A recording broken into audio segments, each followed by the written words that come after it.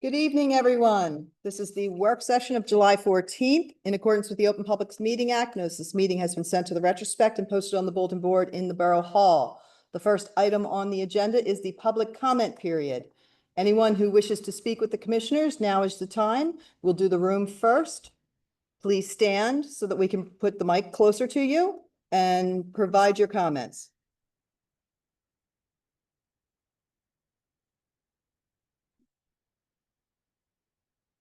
No one in the room wants to speak? Is there anyone on Zoom that would like to speak with the commissioners?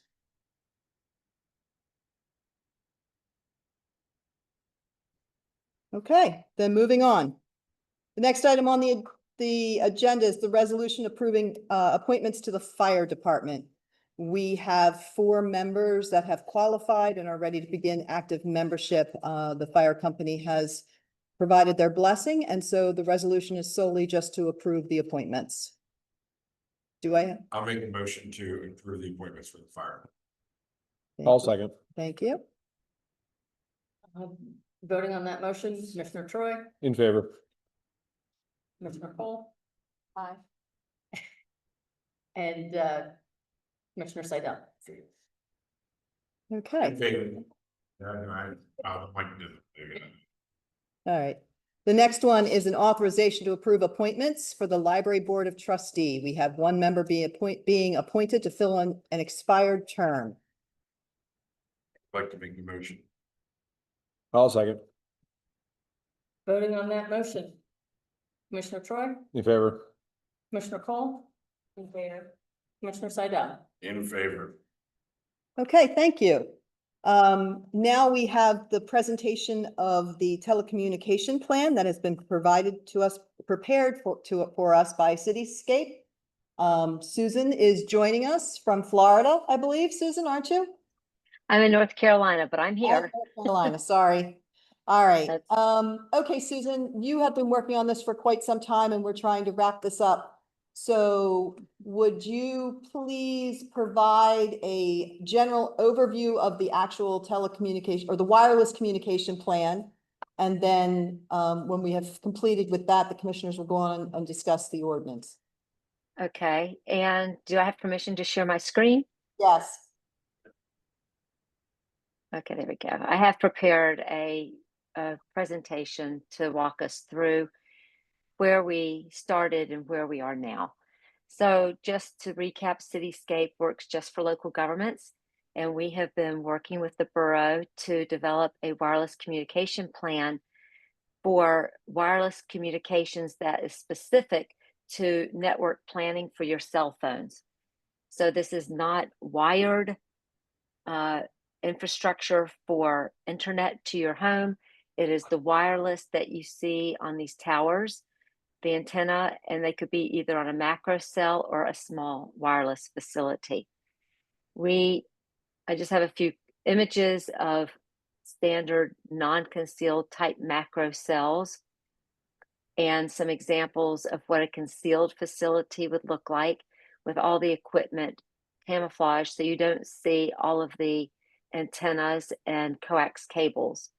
When a facility is not on a tower and it goes on an existing building or a water tank rooftop, that's considered a base station. And this is an example of some concealed base stations. The antenna here is wrapped to match the brick. This is a faux feature in this religious institution. The infrastructure is behind these faux louvers, and at the extension of this rooftop, they're behind these louvers. Small wireless facilities are typically 50 feet or less in height, and they can be concealed and self-contained in the pole. They can be non-concealed, and the equipment can be mounted on the pole or on the ground. And what we're seeing is that if the sites are not co-located, meaning providers do not share the same facility, we're seeing multiple facilities being built next to each other, one for each provider, and there are 4 providers in your geographic area. We started our analysis with an inventory of your existing wireless sites. you have 3 within the Haddonfield boundary.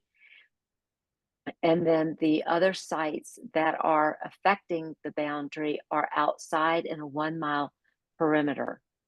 Your 3 sites include what we call HO1. It's a rooftop on a residential multi-story building. It is non-concealed. It is a 1-tenant provider location. You have a water tank that's to be decommissioned in the near future with antenna at the top, and there's 2 providers there, and that's what we call HO2. And you have a tower and railroad right-of-way that is HO3, and that infrastructure is specific to the railroad. There are no commercial wireless providers on that site. We did provide you, as part of our analysis, an inventory catalog that gives you more information about each site with the map and information that we could ascertain from our site visits. Once we had these sites identified, we started with our coverage maps, and we use a variation of colors from yellow to no colors to indicate the signal strength, anticipated signal strength, coming from the wireless infrastructure. Yellow is in building. Green is a strong enough signal to have coverage while you're in a vehicle, but not necessarily indoors. Blue is primarily outdoor coverage. And then areas where there's no coloration, those are your biggest gap areas. What we found in the borough is that from these 2 sites, if every provider was on each site, this would be your general coverage plan. You can see that most of the borough has limited outdoor and very little in-building coverage. And you have to, though, realize that only 1 provider is here, and this site is being decommissioned. And so your coverage for the borough is going to be even further diminished than what this site map shows. Our next task was to say, okay, if there's only 1 provider and you can only get 1 provider on that rooftop and the water tank is going away, then what does your coverage really look like? So this map on the left is showing you what we think your coverage is without any sites, because we didn't feel like we could really count any of them. And building from that, what would it take to bring coverage to the borough? And we estimated that by adding 13 macro cells at about 100 feet in height, and they were modeled at 80 feet, that you would get almost complete in-building coverage throughout the borough. We looked at another scenario that was not including any macro cells, only the small wireless facilities, and we came up with approximately 47 locations in the rights of way throughout the borough for getting to achieve almost a very similar coverage. And the reason there are so many more small wireless facilities is that the coverage pattern from a small wireless facility is only about 400 to 600 feet in radius, whereas the macro cell can go a mile or 2 depending on clutter being tree canopy, building rooftops, and variation in terrain. We then also looked at a hybrid solution whereby adding 7 macro cells on more or less public or commercial property, and then filling in with small wireless facilities where there was just really residential dwelling units. What would that look like? And we came up with 7 macro cells and 18 small wireless facilities. We then took all this information and put it into a poll, and we asked the community to give feedback. And we found that 437 participated in the poll. The poll ran from June 5th to June 30th of 2023. And the information that came back was very helpful because then we were able to take this information and put it into a code that would address the gap areas and how they would build out in the future. So when given the three scenarios of a macro, a small, or a hybrid model, and when asked by the participants which one they would prefer, you had 47%, the majority, indicated that they would support the hybrid model as their preferred deployment pattern. And then you had fewer supporting the small and the macro cell deployment pattern. When asked what was most important to them, the number one answer was good connectivity and minimal visual impact. We then we asked a lot of questions, but I'm focusing on these so you can see how we incorporated all of this into your draft code. When asked which structure they preferred, it was base stations to towers over towers. And when asked if they preferred the concealed to non-concealed, it was overwhelming preference for the concealed. So as we prepare for your code, which you don't really have a code now for wireless. So there are things that we had to consider that are federal regulations that really guide what you can and can't do in your code. And I'm going to go through some of these rather quickly. The Telecom Act in '96 indicates that you cannot prohibit, or your code cannot have the effect of prohibiting the deployment of wireless infrastructure. So you must allow them in the community. You can put in land standards that they have to follow, but you have to allow them. And you cannot prohibit them over concerns of radio frequency emissions being harmful to human health. You also have to make sure that you are following your review process and approving or denying sites within a reasonable amount of time. And you may promote public land use, but you may not require it. As time went on, the FCC issued report and orders that identified substantial change, so that if you have an existing facility, if they do not exceed the definition of substantial change, then you must allow them to co-locate on that existing facility. And so your new code does have a definition of substantial change. If they exceed that, then you can deny the request, but you cannot turn it down if it does not exceed that. They also provided clarifications on shot clock, which determines how long you have to review an application. Basically, if a substantial change is if you increase the height of an existing tower or base station by 10% or 10 feet, whichever is greater, in the right of way, or if it's a tower outside of the right of way, if it increases by 10% or 20 feet, whichever is greater, then that exceeds the definition of substantial change. If the width exceeds by 20 feet or 6 feet in the right of way, that is too much. So you would be able to review that application more thoroughly. If they're excavating more than 30 feet outside the footprint of the site, if you have a concealed site and the new co-location defeats the concealment, then you can deny the request. Or if the installation has a number of cabinets and shelters that exceeds the typical number that would go in, then you can consider it a greater than a substantial change. But if all of these are met and they're below those thresholds, you have to allow them. In 2018, the second report and order removed small wireless facilities from historic preservation and environmental review processes at the federal level. If you have them locally or at the state level, you can still require them, but at the federal level, they are now exempt.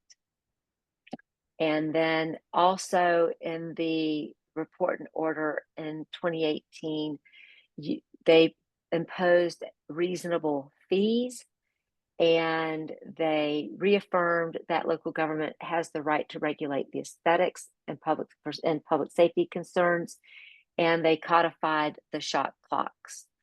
And so everything in your code that's been put in there has primarily been to accomplish two things. One was to make it consistent with the definitions and the timelines for the review processes with the Code of Federal Regulation. So when your code starts out, you have significant list of definitions. And then towards the back of your code, you have significant standards for the application approval process. And then in between that are your development standards. And you start with after definitions, you start with a locational preference, siting preference. And this was all put together based on the responses from the public that participated in the survey. So when an applicant comes in to look for a new site, the first thing you want them to do is co-locate on an eligible support structure. And then if there's not an eligible support structure for them to co-locate upon, then the next preferred is a new concealed co-location on a new base station. That would be, for example, a new rooftop facility, but it would need to be concealed, unlike the one that you have now, which is not concealed. The third preference would be for a concealed small cell facility outside of the right-of-way on properties zoned as public. And then the fourth would be a concealed macro cell on property zoned as public. Your fifth priority would be a small wireless facility in the right-of-way or utility easement, first on an existing utility pole or on a concealed replacement pole, and then the last would be a non-concealed replacement pole, followed by further down the line, a new concealed small wireless facility on any other property, and then a new concealed macro cell on any other property. And you'll see that the only non-concealed facilities that would be permitted in the future would be one either on an existing utility pole for a small facility, small cell site, or a non-concealed replacement utility pole. All other facilities would need to be concealed. I take that back. If you had a co-location on an eligible support structure, you would have one of those left after the removal of the water tank. That's the rooftop at HO1. If they were to put another facility up on HO1, that would not have to be concealed because it's not concealed now, and you cannot require them to be concealed in the future. So outside of that, all of the existing or proposed new facilities, other than what I just mentioned, would need to be concealed. So then the rest of the code that follows section 135.33, which is the location standards, goes on to provide the development standards that apply to each of these types of facilities with regards to things like landscaping and signage and abandonment and discontinued use, RF compliance statements, and whatnot. And as I recall, Sharon, all applications have to come before the commission to be approved. Isn't that right? Before the planning board. Before the planning board, yes. They all have to go before the planning board. And so since that was already a requirement, that's not stated in there because it's understood that that's the process. But then the timeline for approval is listed in the code, and it's consistent with the Code of Federal Regulation, which generally for new facility, brand new macro cell, is 150 days minus any tolling. And small wireless facilities could be need to be approved generally within 30 days. And I'm happy to answer any other questions, but that's an overview and a very quick snapshot of where we started and where we've come and how we got there. Thank you, Susan. Commissioners, do you have any questions on the wireless communication plan that she just went through? Yes. Hi, thank you, by the way, for the presentation. The 200 or so folks that you surveyed, can you talk a little bit how you recruited them and when that survey was sent out? Okay, the survey total of participants was actually 437.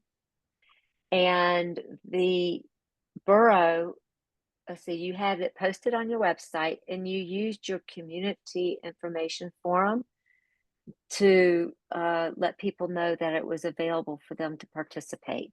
And Sharon, I would defer to you on how you actually all did that. Yeah, it was in the app. Then we also had 2 open discussions here, and I think Zoom meetings as well, right? Correct. We had several Yes. meetings on it. We also had posters downtown with the QR code with access to the survey.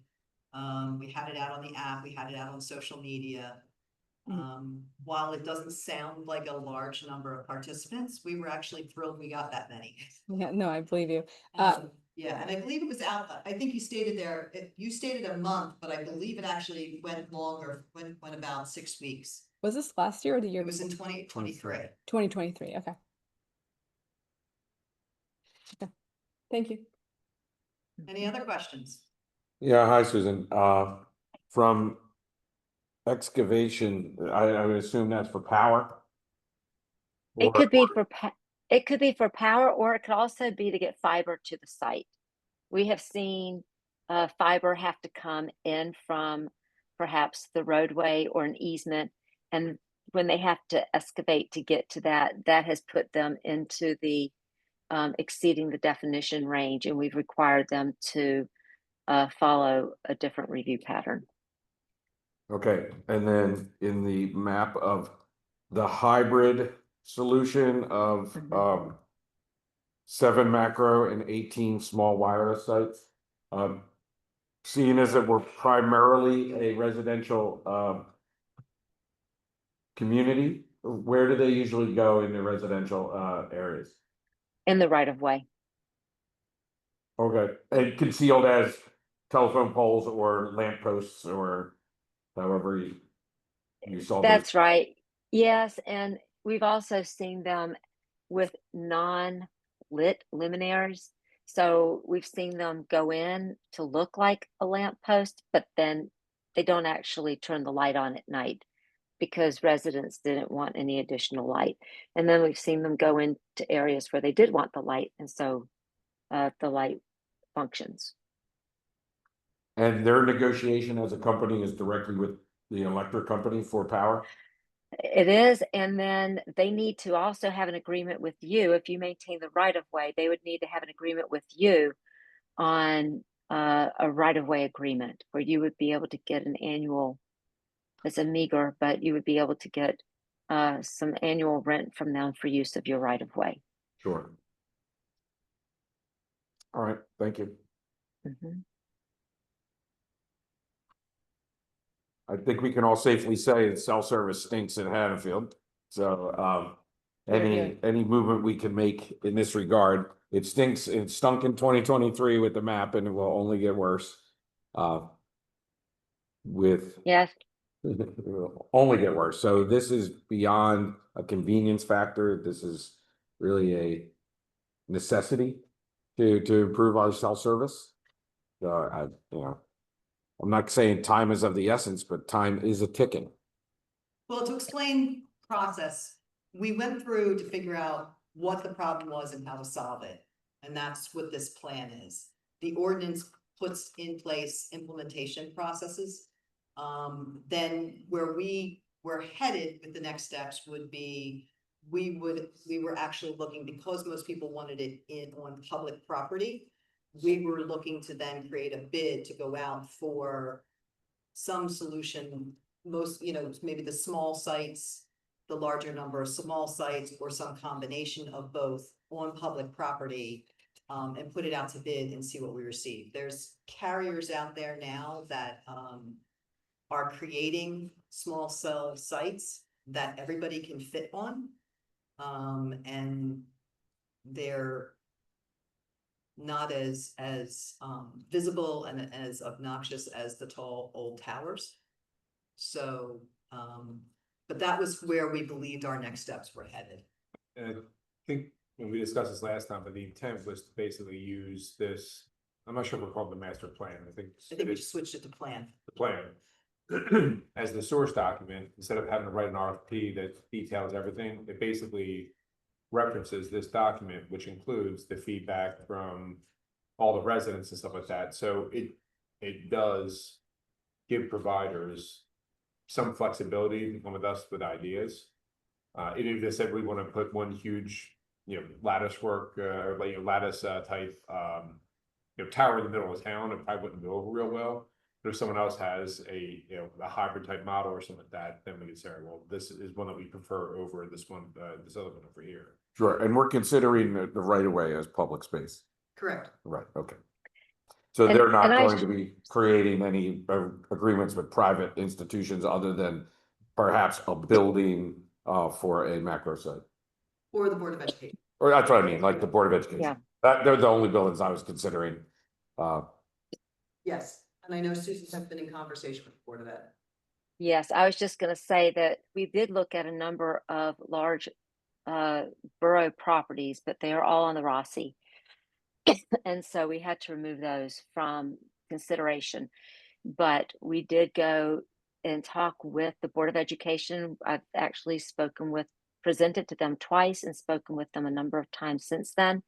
They are interested in looking at putting facilities on school board properties, and they are continuing to discuss that at the board level. I think I spoke with Michael or emailed with Michael a week or two ago, and I think perhaps this summer they might have some resolution. But I also know that Crown Castle is avidly awaiting the approval of your code, because they do want to come in and deploy some small wireless facilities in this area and in the adjoining communities to Haddonfield. And they also are looking at perhaps a macro cell to displace the water tank.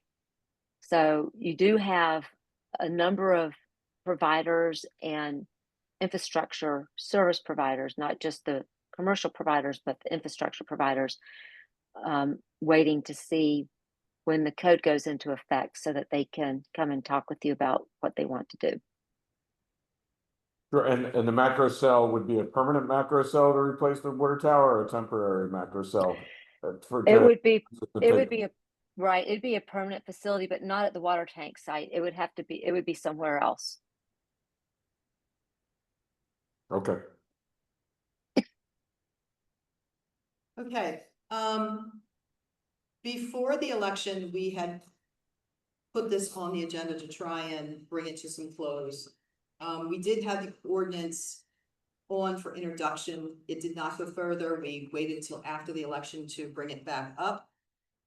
In that time, some of the residents had an opportunity to go through it and provide comments and suggestions. We went through that with Susan.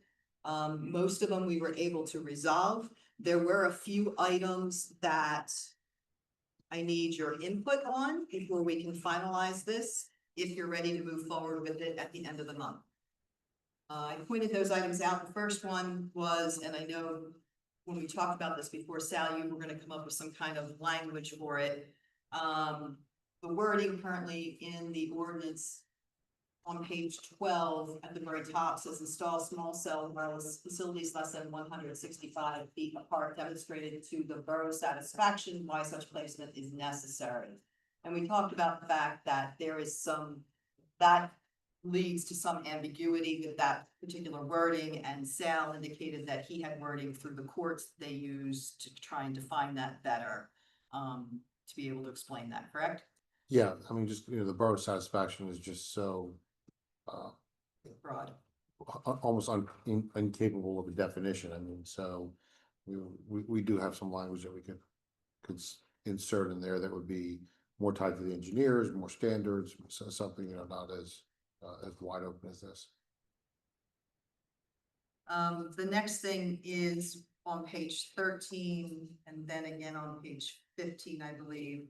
It's where you're providing notification, whether it's notification of the air balloon test or it's notification of the parcel. Typically, planning applications require notice for 200 feet. With this subject matter, it's been requested that we increase that up to 500 feet. It's your call. At minimum is 200 feet based on planning board. If you want to extend it or increase it rather, that's up to you. The one comment I would say is that if we put something out and it's going to be a large number of small cell sites throughout the borough, that's basically noticing everybody in town. So,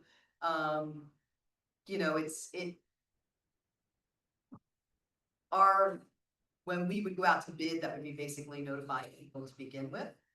But we need to come up, do we want to stick to the 200 feet? That is what most planning board notifications are, or do we want to increase it to something because of the sensitive nature that it is when people get a little more upset with something like this coming in? So I'll go first. So the balloon test was more important to me that it actually occurred, because the old language said that, if it was bad weather, we missed the opportunity. So that language is removed. Yep. So the balloon test will occur on the notice date, or there will be rescheduled. That to me was more important than increasing the distance.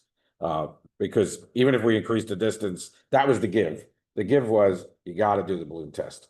And the balloon test is, people can go out and say, oh, wow, that's high, or it's not high. And that was more important to me than the distance.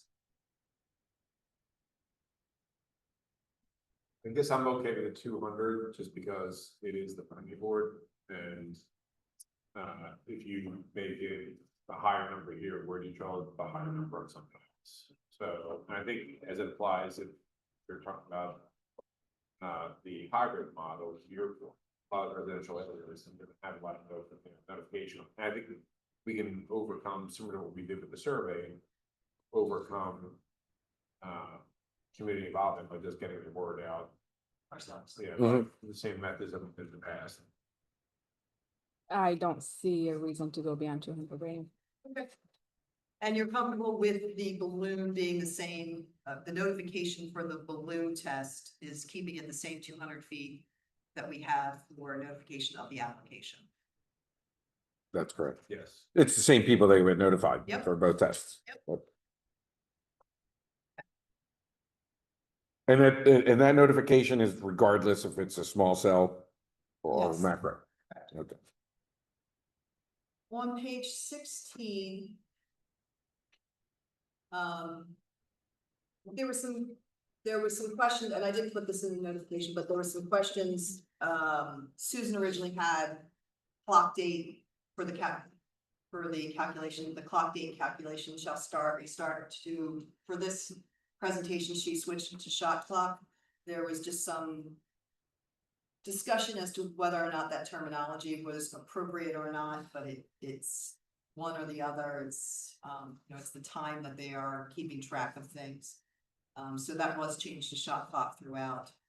The bigger issue is that when you're reviewing this and you find that there's a problem in the submittal, the wireless communication facility shall be deemed complete on resubmission if the resubmitted materials cure the original deficiencies indicated by the borough. That's what we have in there to indicate there. But the question that came up was if the new materials which fix the deficiency now create a problem with something else that's been submitted. Give me an example. I cannot. I'm just explaining what was brought up by the Sure. residents. So and basically what the issue is, say, for example, I can't even think of one at the moment, but. I can give you an example because this has come up before and we require them to fix it. So we've required them to address things on their site plan, and then we've seen that they've addressed it correctly on the site plan, but they've used the wrong site plan based document. And so the Latin long might be wrong, or the actual vicinity map would be wrong.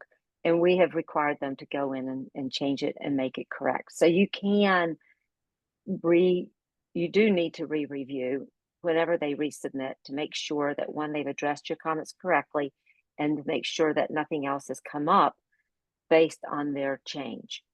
And so you do have 10 days to review that. You can toll if you find that there is something wrong that needs to be addressed. Well, and our planning board only meets once a month. So the 30-day requirement for the small wireless sites. This is something that, so first off, before we go to that. Right now, what she's talking about is when an application comes into Suzanne down in the construction office. And it's being reviewed to determine whether the application is even complete. This is before we even start the clock ticking. Okay. It has to be deemed complete before you start the clock ticking. All right, that For makes approval sense. process. So the 30-day, you are correct, the 30 days is shorter than our typical time frame for, which is what, 45? For The planning significance of board? deeming something complete in municipal land use Yeah. law is when it's deemed complete, after so many days, if not acted upon, then the requested approvals are granted. So Right. it's more than a term of art. There's consequences with something being deemed complete. The clock starts to run. So Right. it is critical. Yeah. But to your point, it's once the application has been deemed complete, which, is going to improve notifications and things like that. So that 30 days, a planning board act, that will happen within that 30 days. Okay. And are deemed complete measures against that calendar, or does it just measure against the application itself? No, you have you have time, there's no set time to deem it complete necessarily, correct, Susan? It depends on the application.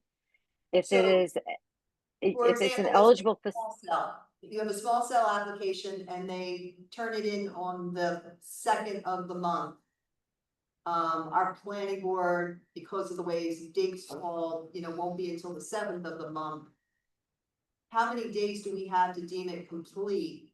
Because the 30 days is after it's deemed complete, isn't it? well, you have 10 days to review it. Okay. And then you have to provide them commentary in writing, whether or not they've submitted everything. And so what I suggest doing is the language that you use is that these items are missing, and before we can continue to do our review, you have to address these items. And a lot of them are typically they're the development standards that are in your code. You could deem it incomplete at that point. You could actually deny it at that point and have them come back and cure it. But we usually tell them that, it's incomplete because, well, if they haven't submitted all the forms, we tell them you can't accept it until we've received payment. We've got a right-of-way agreement in place. Now, if they have all that in place and they submit the application and they haven't addressed the development standards, then you deem it incomplete. The shot clock stops, and then they have to cure those deficiencies. When they resubmit, the clock starts again, and then it goes through until you deem it incomplete, or if it's complete, then you take it to the planning board for approval.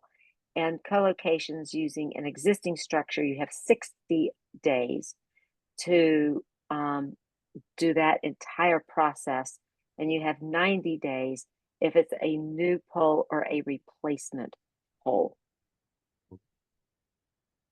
So I think you'll be okay with your timeline. But if you feel like you're not going to meet those timelines for whatever reason, we recommend, and the industry has always, as much as I can remember, they've always agreed to toll longer, and they do it in writing if you need more time. Okay. And we've done that same with applications, especially when we're dealing with something that has to go through HPC. Because HPC, yeah. Yes, you ask the applicant to agree to toll it and they agree. Right. Because it takes longer, obviously. All right, It's I'm when they're- comfortable with an existing Yeah. process. Yes. Yeah. Okay, the next one is on page 17. And it's under dispute resolution. Currently it says the court of competent jurisdiction location located in Camden County, New Jersey shall have exclusive jurisdiction to resolve all disputes arising under this section, applying the laws of the state of New Jersey, pending resolution of a dispute concerning rates for co-location of small wireless facilities on utility poles within the right of way. The borough shall allow the co-location party to co-locate on utility pole at annual rates as set forth in the borough fee schedule. The comment from the residents was that you should not allow them to co-locate until the dispute's been resolved, because that way you still have a large negotiation point, rather than having them on it, basing it on fees that you've established. But in the meantime, during a dispute, there wouldn't be coverage in that area from that carrier. There wouldn't be coverage and you wouldn't be bringing in fees, correct? Right, so this is more of a dispute of an inevitability, not a dispute of location appropriateness. It's a dispute over rates. Yeah, that's what I mean. It's a dispute over money, not over placement. So that can always be cured So- somewhere along the way in the courts of Camden County. Yeah, I mean, what you could do is you could put a really high rate in the borough fee. So that if a dispute comes up, realistically, they're gonna be paying a much higher rate than they want to. It's kind of putting something in place to. Make it people not- unattractive. Yeah, people not want to dispute where you're going with this. I mean, that's one way to address that, so that hopefully you don't have disputes, but you're correct, this is over the fees, not Sure. location. So what's the time period of a typical agreement? Well, I think the ones you we've ta- had you- been for, I'm sorry, Susan, but have been for like a start period of either 5 or 10 years with annual renewals of 5 years thereafter, every 5 years for like another 20-25 years. I think. All right, so it's not like a, hey, we'll fix this in the next agreement, because the next agreement's not coming down the pike. No. Right, okay. For a while. Susan, do you come across something different? No, that's about right.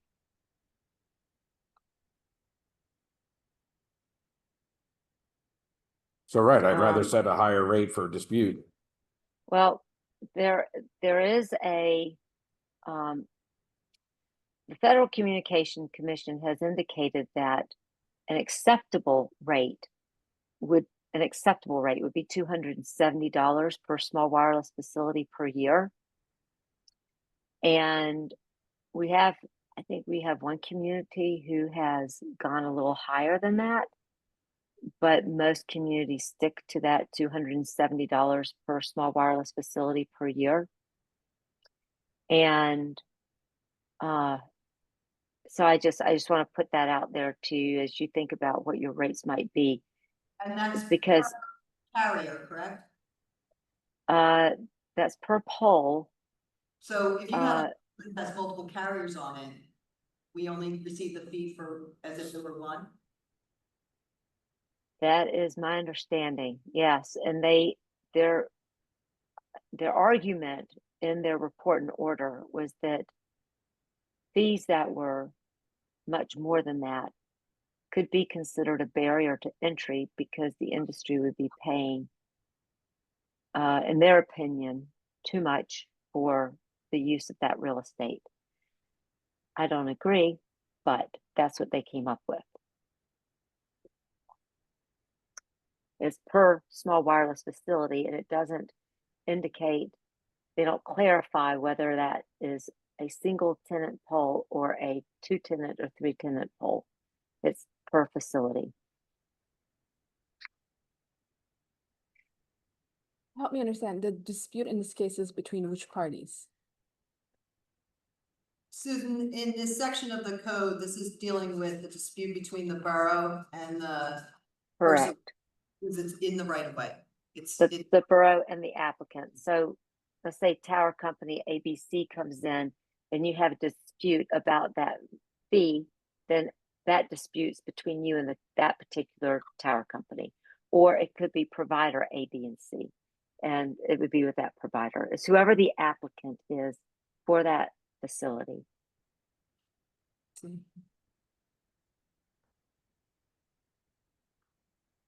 Well, regardless, it's a money debate, not a service debate. correct. Are we okay leaving it the way it is? I thought you guys were both saying to do it at higher rates. Well, no, that you would leave this language the way it is, and then when you create, because we would have to amend the borough fee schedule. I see, okay. Okay. And that, we could address it that way. Yeah, I'm You're okay comfortable with with that. Are you okay with that? Yeah, yeah, yeah. All right, and then the last one. There was a number of other areas where they questioned the time frame. That was all based on federal law. So those times are all required times. And then the last one is in page 19, where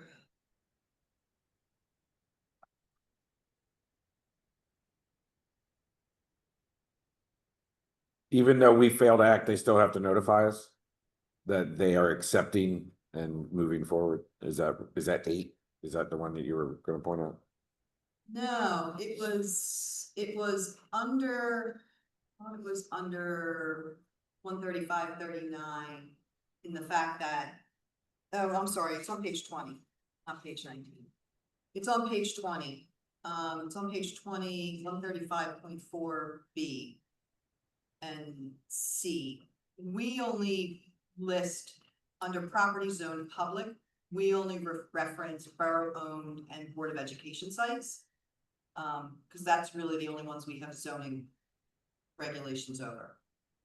So you're worried, so this isn't taking in fact, so there's Paco, Correct. there's county, I can't think of any county inside our borough limits. There's county, but they're not.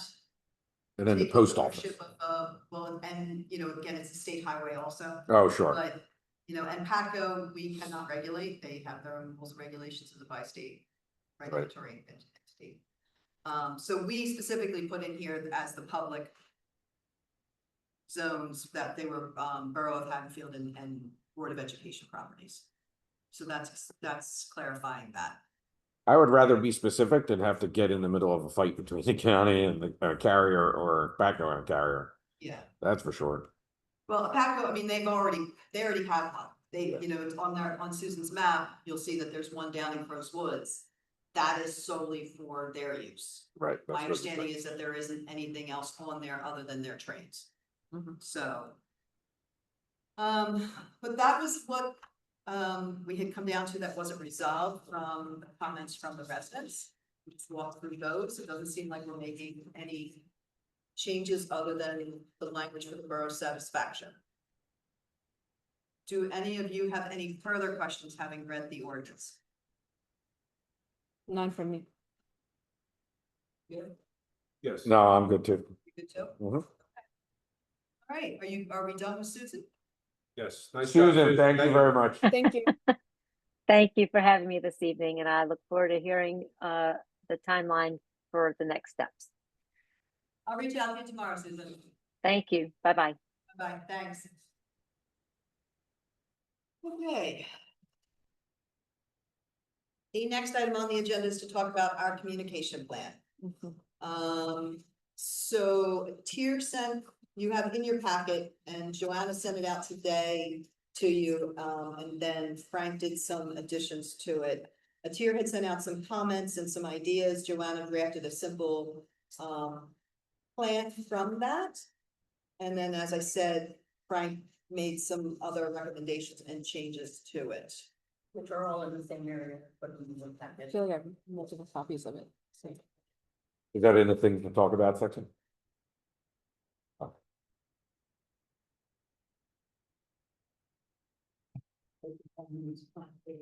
Oh, this page. The single page. So this, yeah. And it's 3 pages. Oh, I got it. That's good. Yeah, the staple one is. Yeah, Yeah. it's the structure. Okay.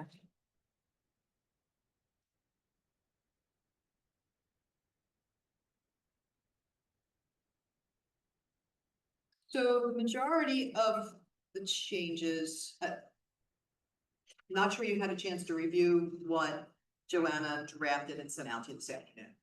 But it's just listing what she believes the guiding principles are, you know, audience centered, transparent, forthcoming, narrative driven, multi-channel outreach, predictable and consistent, and two-way engagement. The objectives: increase public awareness of borough activities, build trust and transparency, foster engagement and feedback, manage expectations around challenges and decisions, and promote active community involvement.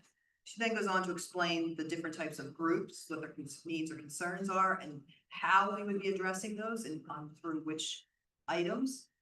Frank just added social media under the nonprofits and organizations. When you switch over to communication channels, the Borough app, and Frank has basically merged the two. What it looks like. Yeah. Yeah, that everything under the one should be under the same, not that he merged them, but they should be consistent.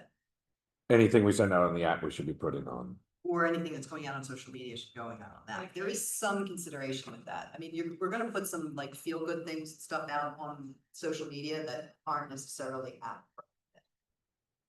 Yeah, I'm fine, yeah, so, I'm fine with the, like, the delineation there, but things like urgent alerts and service disruptions and stuff like that, I think it's like, that should be On app both. and social media. Right, With, I think you can put it here, maybe not, but, also tagging the commissioners on there, in case you want to share through our social media sites.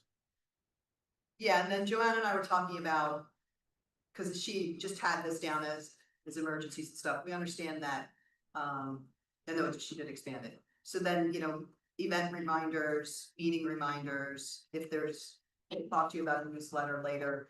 But, you know, if there's anything else that we're putting out, any information we're putting out that we feel is important, you know, that people should, we have a new survey coming out or something like that, that goes on the app and social media, things like that. If it's just, we did, for example, the July 4th, event. She put out on social media, you know, thank yous to different people or a follow-up from it showing, you know, look at the wonderful day we all had, things like that. That's more of an app appropriate, you know, Instagram, Facebook, those kinds of things, rather than posting that to the app. Correct. Because one of the things you also don't want to do is use the app for so much that people are no longer paying attention. Yes. Yeah, and I like it. Urgent updates, service interruptions, emergency alerts, right? You do want like meetings and stuff. attached. Oh, sure, no, yeah, Like we're, that. right, Yeah, agreed. But what Yeah. you're saying right now is that those two are actually two separate correct. things. So it's worth separating them and just be, I don't disagree. I just making it explicit that those serve a different means Yes, or purpose, whatever. And it's, and I agree with Frank, anything on the app goes on the web, but not necessarily. Not Vice vice versa. versa. right. Yes. Okay, view and approval process. Frank changed all this. I mean. I'm gonna let you explain. Yeah, so like it had. I think you just need to get a little bit more clarity, in my opinion. So like urgent alerts and the Borough app, just in the short time that I've kind of observed it. Like there's been some times where we're waiting for either Chief or Joanna, or if Joanna's off on a Friday, it's kind of like there's a delay in getting some information out. Ideally, what I would like is just, I mean, a lot of what we deal with is like a motor vehicle accident or an arrest, or I'm looking from a public safety standpoint. We should have boilerplate language for the, 8 kind of incidents, if it were, that it's scripted and everything is just kind of plug and play, and all we're doing is putting a name in there and the location, and if chief is off and Joanna, you happen to be busy on a Friday or something like that, the lieutenant in charge that day or the on duty, if there's like an admin password, they can get to access it, some training, just so they can kind of put that in there and it gets released quickly and it doesn't have to get approved by it. That's what I would. But you're saying the approval will come at the boilerplate level, not at the announcement level. Correct. Yeah, so we'll approve the boilerplate language. Yeah, it should be For okay. Here's car our- accident, Yeah. stolen car. Yeah, make Fire. sure the language is consistent, like it's, that one person is saying, everyone's saying motor vehicle accident. Not one person is going rogue and saying car accident, like you want to be just kind of Sure. consistent, And what kind of crimes do we actually publicize? Like all crimes, some crimes? I'm fine with arrests and, motor vehicle accidents, if it's impacting traffic, I think would be a good one. If it's just a fender bender at the end of the street, I don't think that's worthy. Or if it rises to the, maybe if there's like an emergency evacuation or something like that, that would kind of be elevated, but yeah, I think that level, then I think, well, I think fire is a little bit different, but, yeah, Anything where you have to avoid the area, right? yeah. And what's the motivation behind the arrest? Like publicizing that? Just visibility, and the information's already out there, and if other people are populating it, it's more than likely wrong, and we're not controlling the narrative of real information. We're playing catch up to information that may or may not be. Okay. And I'm fine with arrests, because, right, as you said, there's a lot of people that just listen to you go on the web and you can listen to our calls, right? Yeah. So, and they could get them wrong. And it also just shows that there is police activity happening. So, I'll use a couple of different examples, of recent ones, because we have been trying to do some of this in practice and testing some of them. So the arrest of the juvenile, I don't even know if they were juvenile. No, they were an adult, right? 18. That went, 18, that went into Lulworth. I had no problem with saying that was because, one, it shows that we have the ability to monitor Lulworth and then it was tested again a couple nights later, right?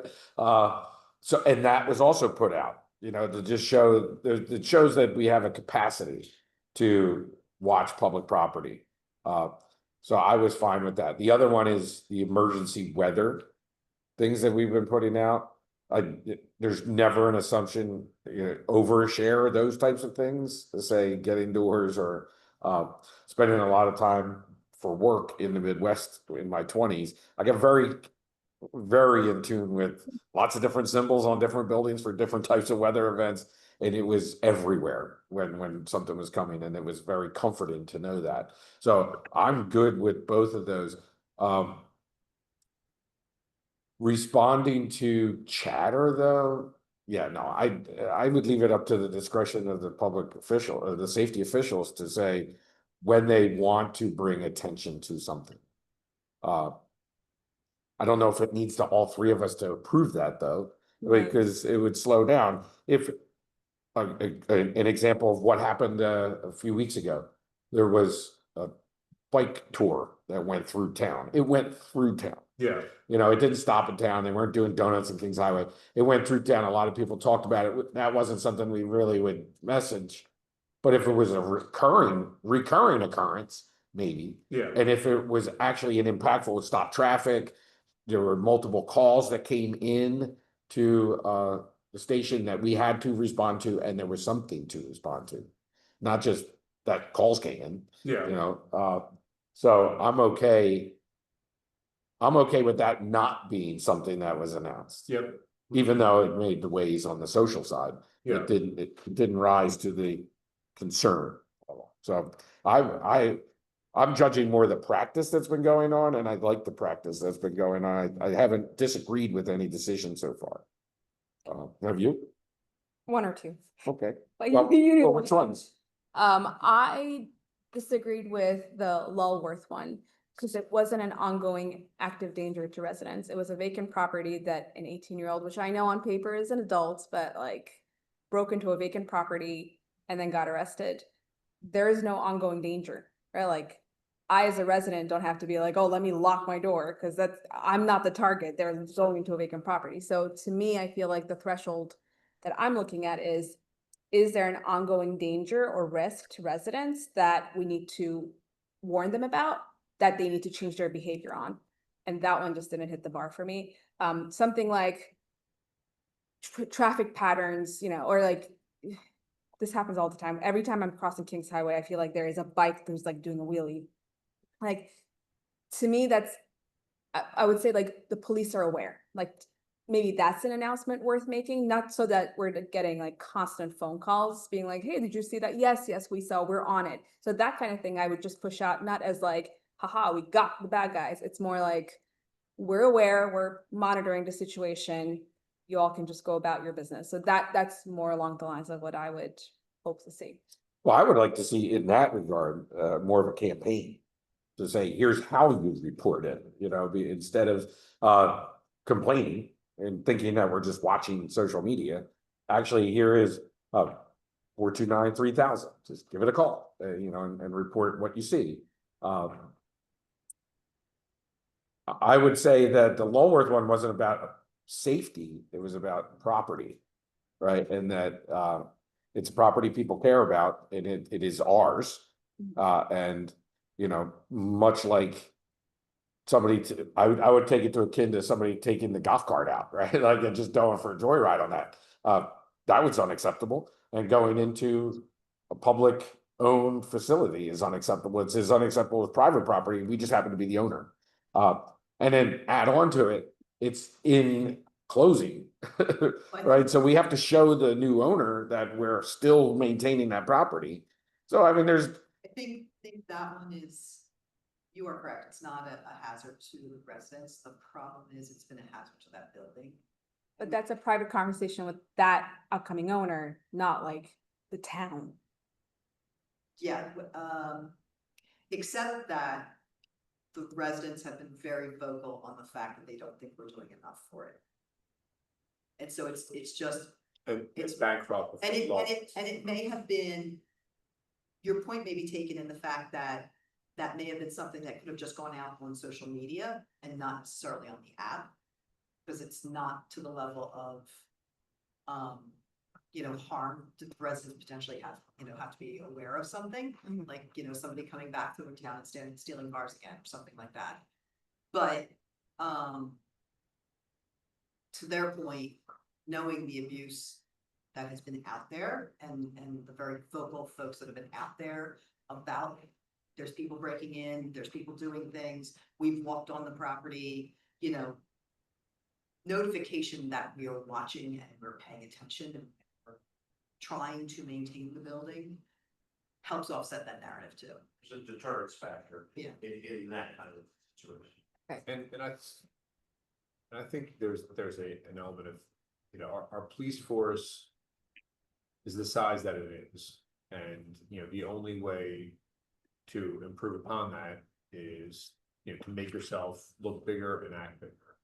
And there is an element of, if someone reads that and says, gee, an 18-year-old, there are people in town that are looking at their 18-year-old. Teenagers break into these places all the time. Bancroft, my daughter used to break into when she was like 16, like with her friends and stuff like that. Like it was a rite of passage. Any parent that thinks their kid has not been in there, like that, like between the ages of like 15 and 17, is kidding themselves. So, I mean, unbeknownst to me.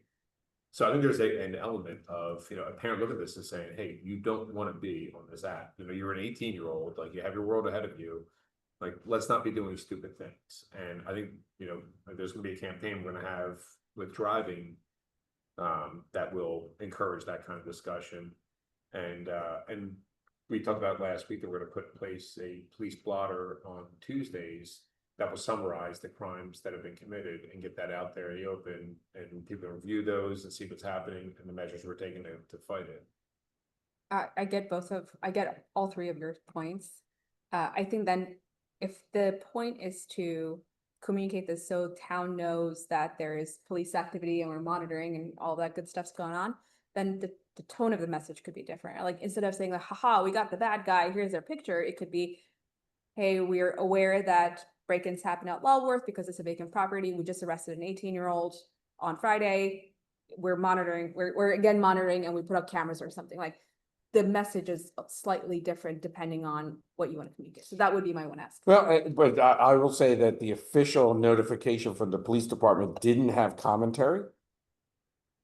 Forwards had commentary, you know, and I'm not gonna say how you say something is any, you have every right to say however you wanna say it. Frank has every right to say it however you wanna say it. Yeah. It's the official commentary that I have. Official comment, that's Yeah. fair. That's fair. And so in that one, it just said, hey, we caught somebody, you know, I applauded Frank for, saying, because I know what his goal is to show bigger, be bigger, and be present. And I applaud the reputation effort, because it is, you don't mess with the big guy from the gym, right? Because he's big, right? Not just because you don't even want to test him, right? And I think from a reputation standpoint, I get what you're trying to do. So I want to try to give it time to work before, and there aren't a lot of complaints about it. And there's no complaints about the official stand. And like I said, you can say however you want to say it. I'll say it however I want to say it, and you can too. So Just establishing threshold here. mhm. Go on. I think I've said my piece. Okay. Um, Only thing I would say, having had a chance to read this now, each department is not on our social media. There's limited people who have access to our social media. Now we have some departments, Sherry has one for the senior citizens. We have some departments that have, the police department has their own, but Public Works doesn't have their own. Anything for anyone other than those two entities are typically go through ours. yeah, so I'm fine with that. Yeah, they're not expected to create their own. Yes. Yeah. Yeah, okay, just making sure. All right, so are you good with this? And then just the other thing with social media is that, the third one down there, this department should assign a social media representative, which I think some have. And I think the volunteer fire department, for example, they have someone who handles their social media. Correct. That person should read what the standards are, sign off on it, and abide by it. But I think there's something said for. Part of the issue is that's for their fire company number one, which is not Haddonfield Fire Department technically. Even though it is in the long run, technically it's not. So we have limited to say theirs. That's why I pointed out the only ones that really, any departments that have them. Yeah. Is Chief, they have theirs, which they have access, Joanna has access. Sherry has her access for the very, different, we had a couple, we limited who was creating them, because initially everyone started creating them. The problem you have is like the Municipal Alliance, the person that created it, then all of a sudden goes away and nobody has the password and login information, and now this thing dies because nobody knows how to get into it. Yeah. Same thing happened initially with the police department, someone created a Facebook that then lost the access to. So, human relations, I think, had one at one point in time. Most of them have died. I think the environmental commission has died because they couldn't get in. So what we would prefer in those situations is for those folks to provide Joanna with all the information they want out, so that we're putting it out. So it gets out, rather than maintaining something that we don't, because also all of those have to be available through Oprah. We have an archive system that maintain on it. So the library is more like fire company. Correct. now, They're their own right? entity. They're their own entity, so, Yep. And the Partnership for Haddonfield, the Downtown Haddonfield Channel, they're an entity.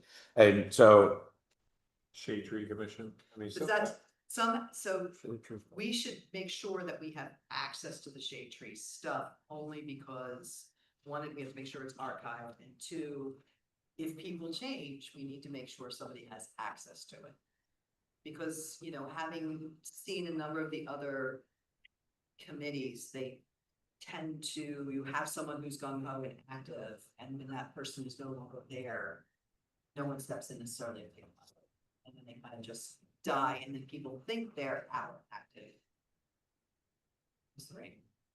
Fortunately, most of the yellow and red stuff is going around us. So that's all. So that's why I said there's basically three for the for the borough. The senior citizens one, police one, and ours. I think that's great to include two in here. It seems like there are two, there's also the older version, this one, Mhm. right? Is that this one? Is this the original that you started out with?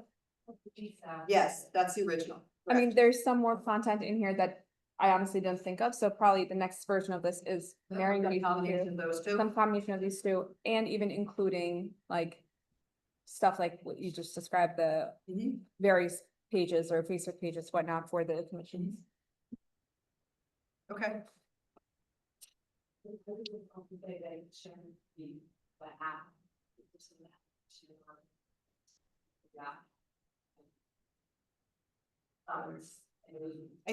I think Frank's comment is, I think we did it in the emergency communication plan. So there is pre-approved things that can be done. And then we can hand it to them and they can have access to put something up, but only with the pre-approved stuff. right, and that's covered in Frank's one. Alerts for PD and FD should have standard format and script approved by Joanna and the commission. And then only those things to be used and approved ahead of time. Yep.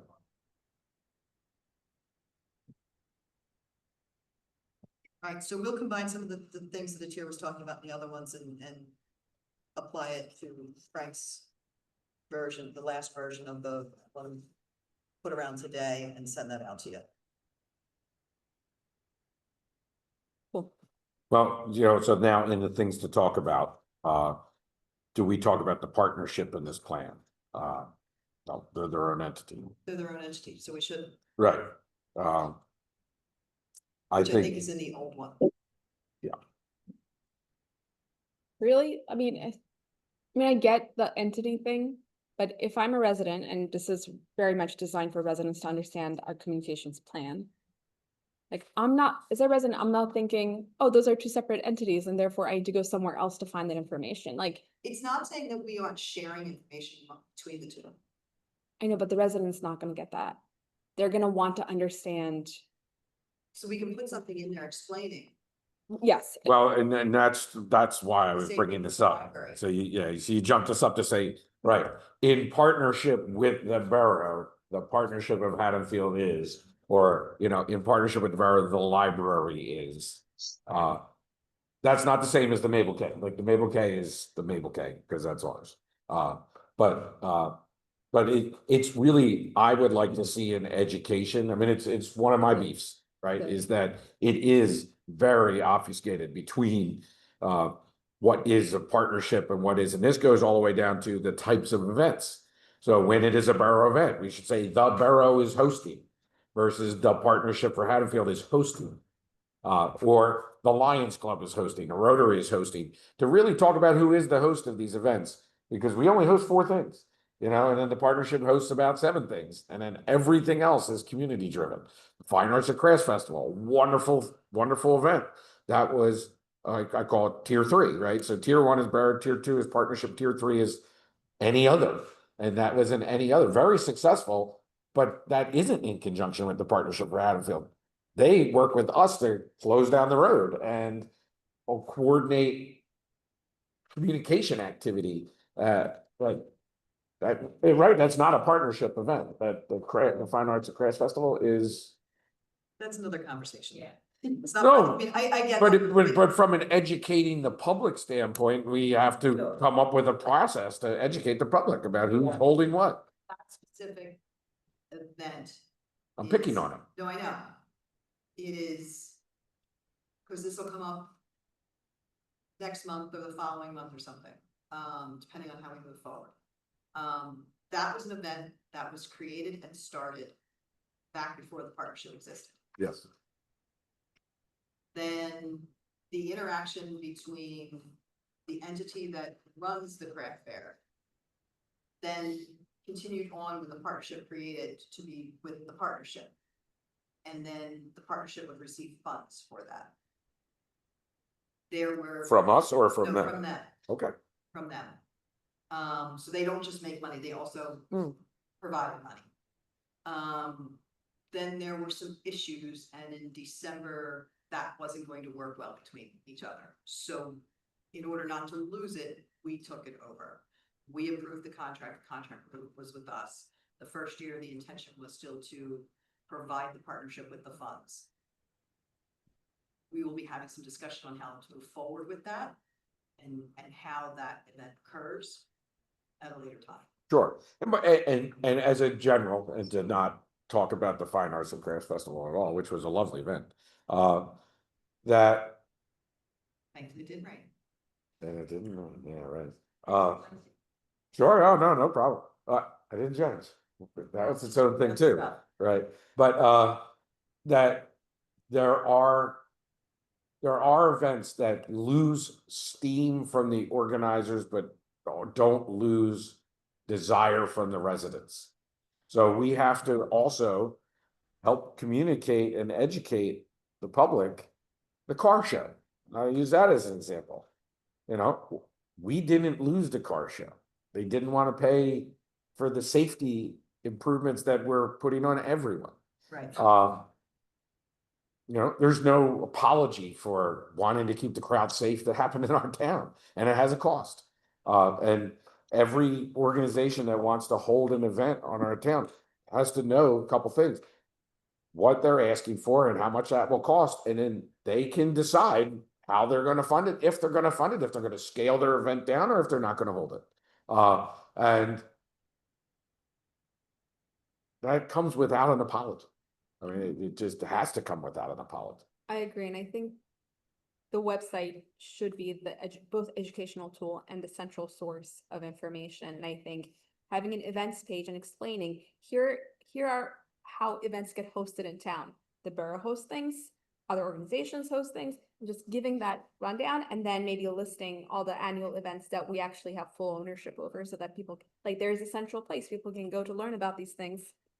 Yeah. And in our packet tonight is a kind of a beginning of a list I saw that. of all the events, because that is something that would be important to then delineate. It's ours, it's the partnerships, or it is community driven, with a couple calls: support them, enjoy them, or support the downtown, join them through celebrations or whatever mechanism, or if it's organization driven, get involved. I realize this is a step beyond but the resolutions always say who's hosting. Yeah. Oh, no, of course. Well, because they have to, because they're the applicant. But most people don't go through these things, It's one place where Sure. it is noted though, too. And a lot of events are really lovely as I'm looking out. It's like the Skirmish is a great event. There's a lot of logistics in there, and there's a cost to that, and it is what it is. Yeah, we can work on that. Yeah. Okay, moving on. Discuss use of borough property. What we talked about last time is that we would give you a summary.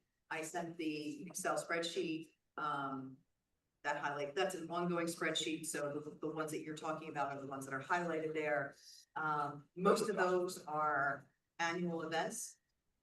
So we talked about the fact that we would just bring them to your attention as a whole group as a whole, in case you have any questions.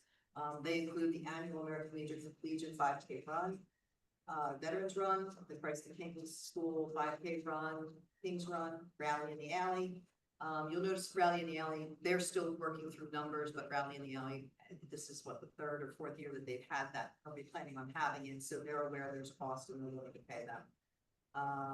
All three of those events are November of 2025, and then the Garden Club has put in for their annual plant fundraiser, they use King's Court. I believe it's Mother's Day weekend or Father's weekend. Mother's Day weekend. It's Mother's Day weekend, and that's what delays the start of the farmer's market, which Welcome to Maryland. Are there any questions on the board events?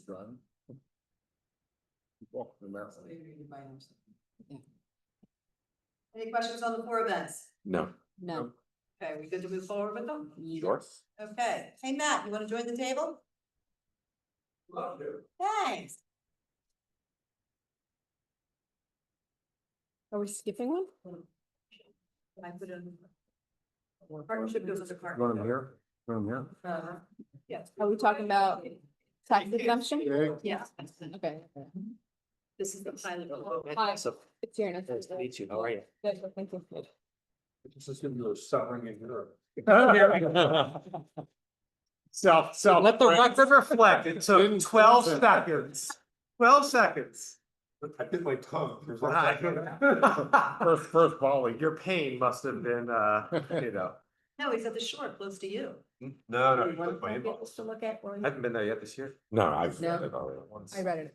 Oh. Sunset, yeah, so I use it. In the summer? Yep. Fran, should you want to have a conversation with her too during? I just need it back. If Sal can't do it in south of France, then Matt can't do the south of France. Well, I think Sal could do the south of France.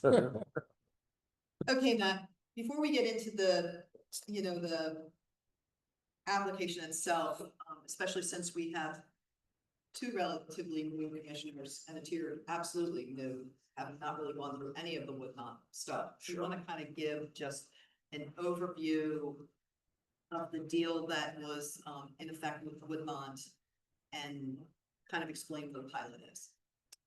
Sure, so the borough signed a redevelopment agreement with Woodmont to develop a residential project at the Bancroft site on May 1st of this year.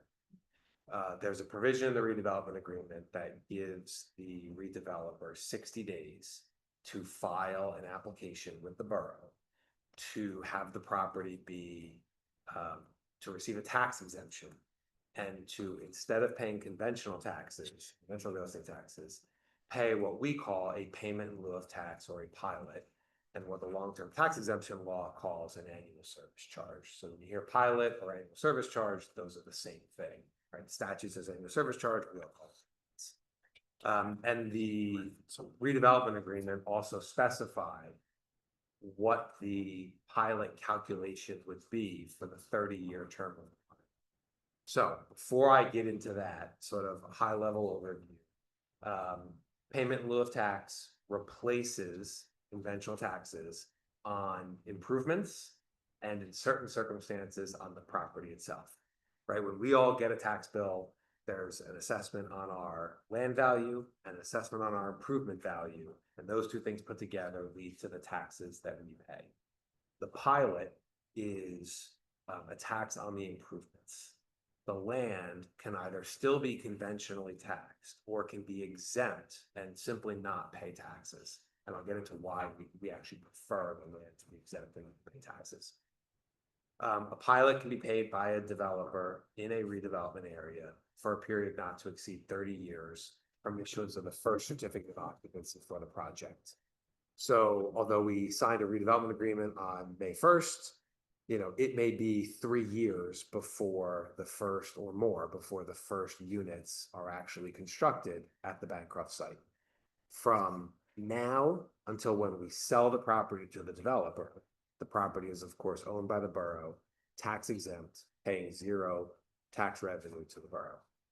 Once we sell the property to the developer, they will pay conventional land taxes from the date that they own the property until the date that they start completing units, as evidenced by a certificate of occupancy that our construction department will issue. they think of it this way, they're gonna build 4 residential buildings. Right. Each time they're gonna build 3 residential buildings. Each time they complete a building, they're gonna pull a certificate of occupancy for that building, right? That's gonna trigger the pilot commencing in lieu of conventional taxes on that improvement. The way a pilot works, we agree to a formulaic determination of how much they're gonna pay. Every pilot dollar that is paid to the municipality, the borough keeps 95% of, right? So for every dollar we get in pilot revenue, 95 cents goes to you, the borough budget. 5 cents by statute goes to the county. Can't avoid that. That's the way it is. But out of every pilot dollar, that's how it's split. 95% to us, 5% to the county. None to any of the other taxing districts throughout the. That's to incentivize developer to move quickly and. Well, the tax exemption and the pilot are there for the developer because, but for the pilot, they could not afford to build the project if it were to be conventionally taxed.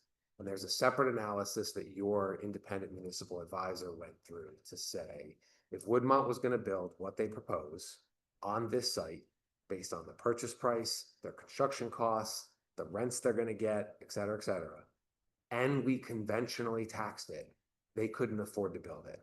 They would not get an investment return that would be big enough for them to either risk their own equity, right? 30% of $60 million to construct the project, or probably more importantly, get a construction lender, a bank, to say, this project has enough of a return that we, the bank, are willing to lend the 70% of that $60 million that they need to build the project. Without a construction lender to come up with 70% of the cost, the developer can't build the project. So what the pilot does 2 things. One, it lowers their tax bill in theory from what conventional taxes would have been. But again, the project never would have been built. So in reality, that's 0. And 2, it provides certainty to the developer and the lender, because the developer controls every line item in their pro forma, right? They control rents, they control operating expenses, they control how many people they staff at the site, they control lawn maintenance, they control all of those things. The biggest single item that they can't control is how much you, the county, and all the other taxing districts raise taxes year over year over year. And that's a big ticket item in a pro forma, right? Is it going to be 2%? Is it going to be 4%? Is it going to be 6%? Is it going to be 0? They have no control over what their tax bill does year over year. So when there's a pilot in lieu of conventional taxes, they know with certainty exactly how much they're going to pay year over year over year. And the lender knows exactly how much they're going to pay year over year over year. So the pro forma has certainty to it, right? Because now we've controlled one of the biggest expenses that they have by virtue of saying, you're going to pay X as a pilot in year 1, Y in year 2, Z in year 3, et cetera, et cetera. And the county has agreed to this too. So the county has no consent right. They have no ability to say yes or no, but the long-term tax exemption law, which is the state law that allows a municipality to grant this tax exemption and allow the redeveloper to pay a pilot, that law says the county gets 5%, no more, no less. Okay. That's it. We calculate how much the developer is going to pay in pilot, typically in one of 2 ways. And the way we're doing it here is by far the more common. It's a percentage of the developer's annual gross revenues. That percentage by statute can't be less than 10%. It can be as high as you want it to be, but it can't be less than 10%. Annual gross revenues are every revenue dollar that the redeveloper receives. Rent, if they charge for parking, if they charge a tenant extra money to have a pet, they charge a cleaning fee, right? Any of those charges that they get are revenue to them. We get a percentage of their gross revenue as a pilot. So we're not worried about their operating expenses. We're not worried about, it's not a net number, right? You collect X in rent, you collect Y in parking fees, you collect Z in pet fees, that we get 10% of that bottom line number as a pilot. In this particular case, we are going to get 10% of their annual gross revenues for the first 10 years. We're going to get 11% of annual gross revenues for the next 5 years.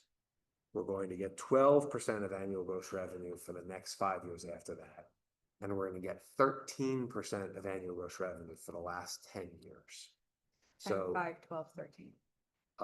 the percentages of annual gross revenue are going to be 10, 11, 12, and 13 for 10 years, 5 years, 5 years, and 10 years, which gets us to 30 years, which is the maximum term under state law we can have a pilot.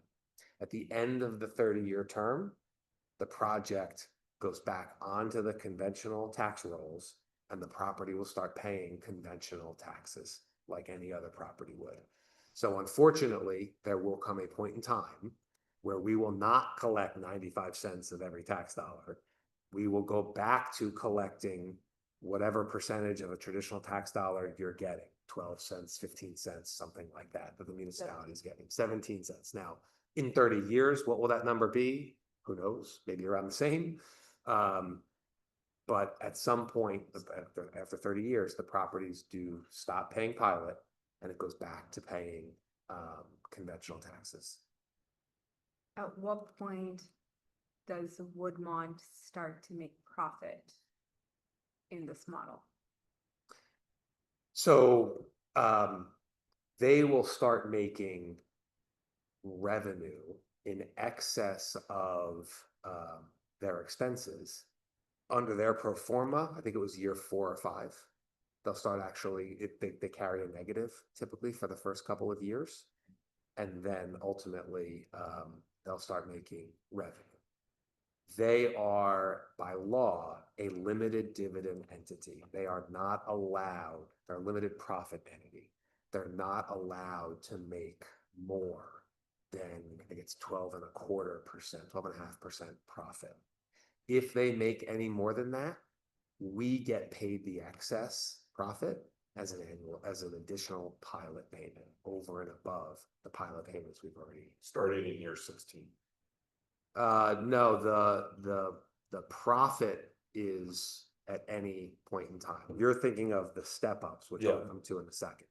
But if basically, because the periods can be cumulative, in other words, they can have a profit in year 1, a loss in year 2, they get to net those before they get to year 3. So because it's cumulative, basically at the end of the 30-year period, if they overall have an excess profit, that money will come back to you as an additional annual service charge. What you're thinking about is not only are we going to get paid a pilot equal to 10%, 11%, 12%, 13% over the 30-year period, but in addition to that, we're going to look in years 1 through 15, we're not going to do anything. But beginning in year 16, we're going to look at the amount that they're paying us in pilot.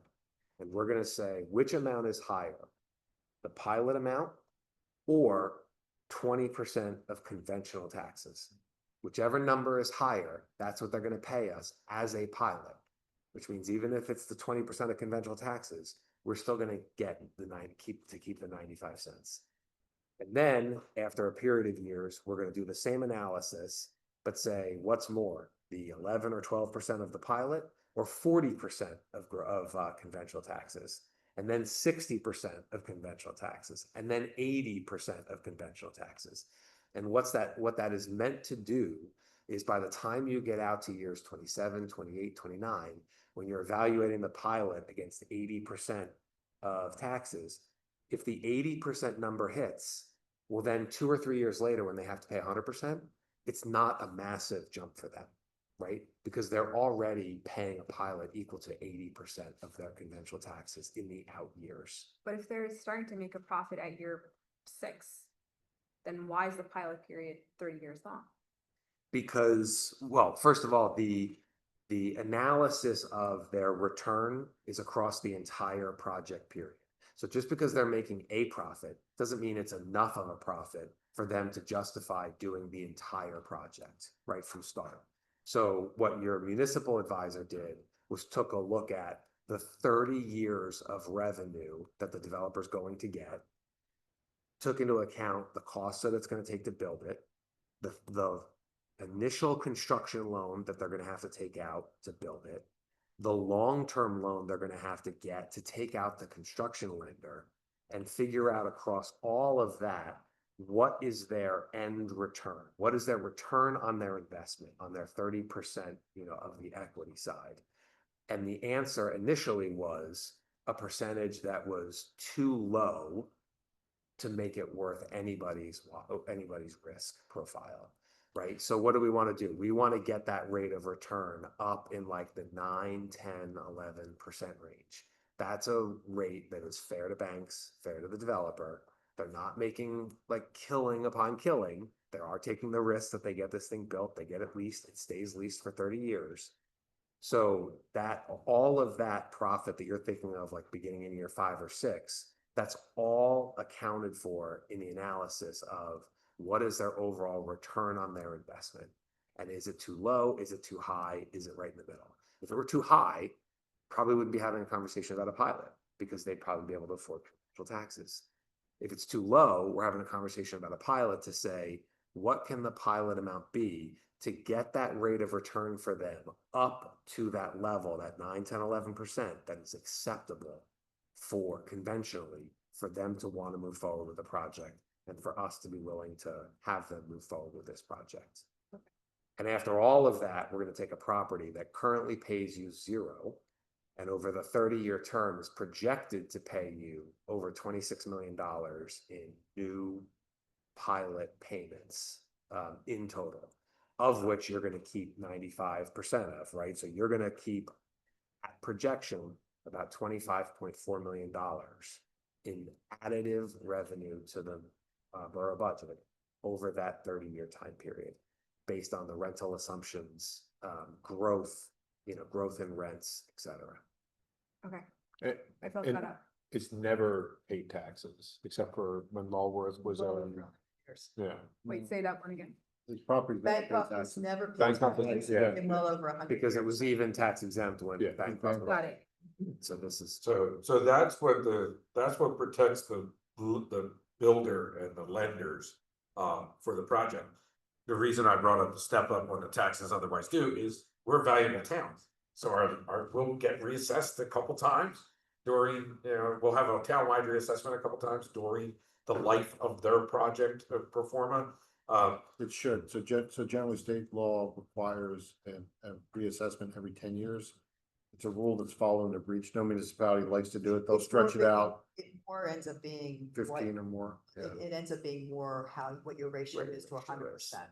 And we've been within what is reasonable, so we haven't been required. The last one we did was probably 15 years ago, 2008. Yeah. So, and the reassessment process just happens, and it will happen for this property It'll as happen well. at least once Yeah, during at that least many once. years. So the point of what is greater, the taxes otherwise due, that doesn't mean they get a free ride on the increased value of Haddonfield. As Haddonfield increases in value, if that value is greater than their average service charge, well, then they're gonna pay us the value of, like every other property has enjoyed the appreciation of their land and improvement. Yeah, and even before that, the community is already, as you all know, an overwhelmingly desirable community, which is going to drive rents, right? And as the community continues to grow and get better and better, that's going to allow Woodmont to increase rents, and you're getting a percentage of rents. I mean, you're a partner effectively. Think of it that way, right? So the more successful they are, the more that rents go up over time, the more revenue you're collecting over and above, what we're talking about, in terms of projections. And the amenities that they left in the project are enhanced revenue and the amenities, garages, garden plots, pets, and things that make. Yeah, there's a rooftop amenity in And one of there's the a rooftop buildings, amenity. right, overlooking the Cooper River. There's some things that they do. I mean, it's Class A rental, right? It's top of the line rental for sure. So that will obviously drive rents. So when do we talk about the email Jamie sent in relation to this? Well, that's a different conversation about allocating revenue, right? So and I've said this in the past, so if we owned the land, if it was always our land, right? Wheeler Park, for example, was donated land. Mount Well Park, where Public Works is. If that was our land and we were just turning it over for redevelopment, we'd be making money on $1, right? So any pilot payment would just be manner. And we can spend it however we want. This isn't the case. We spent 20 million, Yeah, probably. about 20 million when all is said and done, acquiring the land that we're selling. Mhm. So we actually are out of this. And even after selling this off, we still owe. So imagine you're still paying a mortgage on a house you sold. That's the position we're gonna be in. We're still gonna be paying a mortgage on the house we sold.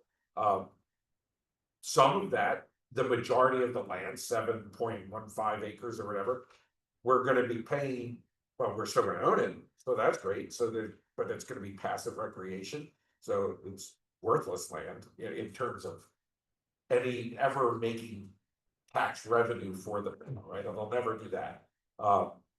And even the sale price and the early years of the pilot have to go pay back the loan that we're gonna take out for the remainder of it. We don't know what the amount is. Actually, we don't know all of that. The simple thing from the analysis that we did, for at least 15 years of this pilot, we're in essence still covering debt service that's outstanding. Right, I get that. And so any discussions with the school would be after that debt service is paid off. Because there's still, as the mayor's indicated, there's still money. All the money we've spent down there between the settlement, the demolition, the purchase of the property, all of that is far more than the 1 point, or the 3 million between our open space and the county or the state open space, the 3 million for the combined of those two. And the 5 point something or whatever they're purchasing it from. What's their sale price? Yeah, so it's. 3 or 4 point something, it's just under 5, right? Yeah, That's yeah. about it. Yeah, so the offshoot is we have been covering, the debt service on all of that up until this point.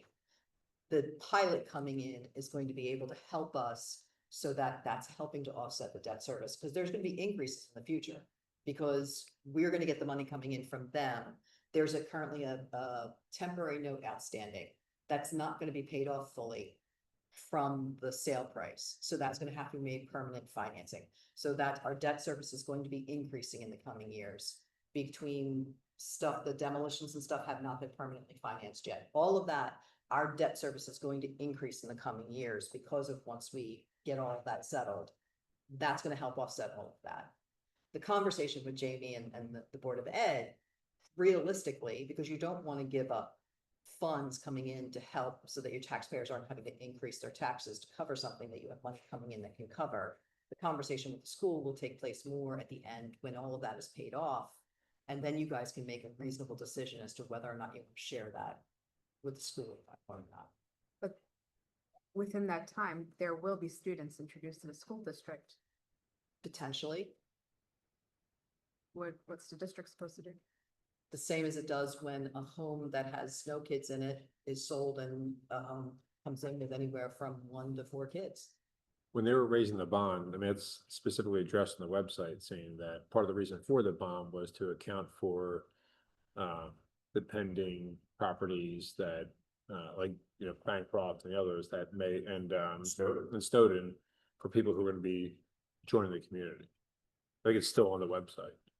That's why I've always thought like, well, you got to raise the bond to get it and you accounted for it, then why are you asking for it now? Well, I appreciate the position that the school district is in. It's the taxpayer of Haddonfield that pays one tax bill. And if we gave pilot money to them to cover the students, then we'd have to raise the municipal rate to take the backfill, of money that we would transfer, that we would then be short on the debt service payment. So it incentivizes us in 2 ways. One, to then shop the open land to county, to state for Green Acres preservation. So whatever money we could get there further pays down our outstanding debt, which then speeds up the clock of money that can then be spent in other areas, like the school district. But this is where the partnership between the borough and the school district really has to be tight. Because it is one tax bill where if we're robbing Peter to pay Paul, we're both under that same Christie cap still, you know, of how much they can raise, how much we can raise. And then it's an open dialogue. Their ability to go above their cap is a referendum. And our ability to go above a cap is not a referendum. It depends. It depends on. Depends on how you're going over the cap. We Yeah. have the ability to exceed the cap. If we're going over the cap because of debt service or something that's allowable to go increase over the cap, you're okay. But if not, we have to go to referendum. Sure, but since we do have debt service as part of this entire equation, we can always go over the cap to cover that debt service if we were releasing funds to the school district. It's a premature conversation, is really what I'm trying to get at, is we can solve the cash problems of the borough and the district through negotiation on a year-by-year basis. Once we get to that conversation, we're not at that conversation now. And I think it's a little premature to say, we are absolutely gonna take this amount of money and give it to the schools, when they don't even know how many students it's gonna be. Right, no, that's. But fair. once they have this number of students that it's gonna be, and this is why when we were doing the walkthrough with CIS, I said, as soon as you know the numbers, you hand 2 pieces of paper to them.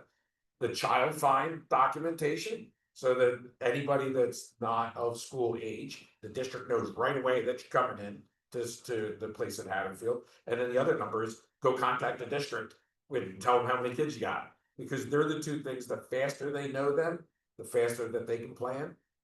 And the same thing's gonna happen when Bancroft starts, when Woodmont's property, I would start calling it Driscoll Place and trying to sell the Driscoll name, you know, down the line. But, you know, when Driscoll Place starts to populate with students, they will then have to go to that same one. It's premature at this point, how many students are gonna be, what were our calculations were 10 to 12? Yeah, at most it was like 16 or something Yeah. like that students, and that's of course And that was that's before- across all ages. Yep. Right, and you don't know at the time, like, by the time those first kids come in, has the school system in whole had 3 years of declining enrollment, or is the enrollment on the uptick, right? I mean, those are the things. I think the point here Yeah. is you make those decisions closer to real time, because if they have 30 less kids and then 10 kids come in. And You for know, where are the they? 3 of us with a 4-year term, it's an easy commitment to say, at that point in time, sure, let's open up the talks. And on a year-by-year basis, let's figure it out. But in the first 4 years, this isn't even gonna have a single resident. I understand. Like, I understand why you yeah. say it's premature. I get it. Yeah. The other key thing when it comes time to discussing it is, as Matt said, you know, the numbers coming in are not the taxes. They're not what the tax number is necessarily. So the same thing for us. We are not gonna take that money coming in and use it to offset an expense. We're not gonna add another police officer or, you know, hire 3 more public works employees from that money. We're gonna use it for a one-time expense. We're gonna use it for debt service, or we're gonna use it, you know, if we have a surplus of it over and above the debt service, we're gonna use it for capital or something that's a one-time expense. Because that money's going to go away at some point in time in the future. And none of us may be sitting at this table when that happens, but what you don't want to do is build a budget up on something that's coming in, that's going to guarantee to go away and not be replaced at the same level.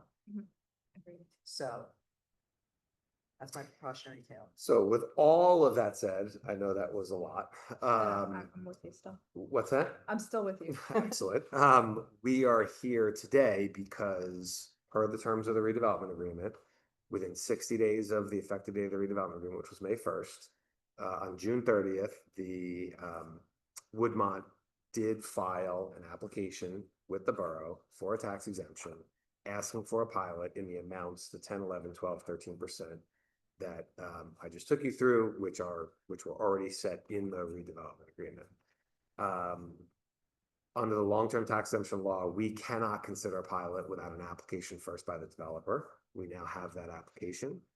Pursuant to the long-term tax exemption law, the mayor has 60 days to provide a recommendation letter to the governing body with respect to the pilot that is being applied for. The terms of the pilot are memorialized in a document that we call a financial agreement. We are, I'm going to say 99.5% done negotiating that financial agreement with the developer. There's just one or two little things that we're sort of going back and forth on. The tax exemption and the approval of the financial agreement are approved by the governing body by ordinance.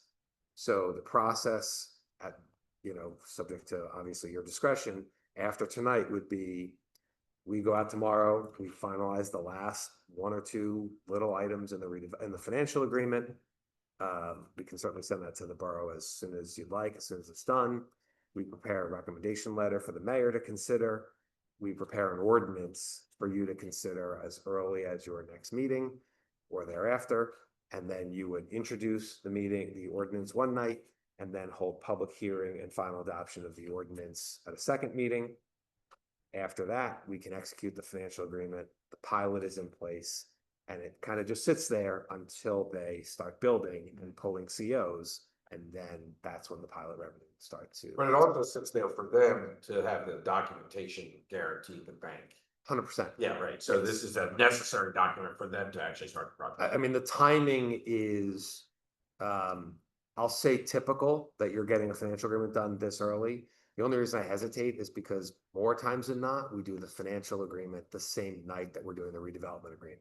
In other words, we normally do the financial agreement, if anything, earlier in the process than we've done it here. And it mayors for the reasons that you're talking about. In this particular case, we had a unique sort of path to get through in light of, various court orders with Fair Share Housing Center, lawsuits, et cetera, et cetera. So we took a slightly modified path, only to say that the financial agreement is coming within 60 days, or the application within 60 days. And then I think the redevelopment agreement says you have another 120 days after the application to get the financial agreement approved. So we sort of, instead of doing them both the same night, we did one and addressed the other in the first. So we had a clear path going forward. So one statement and one question. So from a statement standpoint, my reading through of the pilot quest, it's everything we talked about, right? The sale price is the sale price that we negotiated and agreed to in the redevelopment agreement, and the purchase and sale agreement. The pilot terms of 10, 11, 12, and 13 at the year breaks were what we discussed. And what are in the executed redevelopment agreement, yes. Yeah, right. That's what we discussed, but memorial. But that's what I mean. These are all things that have been memorialized. They all match. Yep. I was surprised that there was a greater of ASP 20, 40, or, 60, 80. yeah, right. So cool, because that's even better. Yep. Right. What happens if they sell project?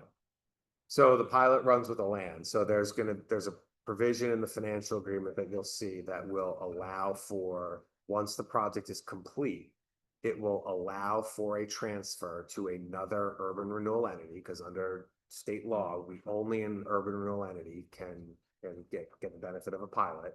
It's different if it's for sale, because obviously it's people like you and I are not urban renewal entities, but if it's a condo, we're allowed to buy them. But in this case, it's a rental. So the entity that you're selling it to will need to be an urban renewal entity in the state of New Jersey.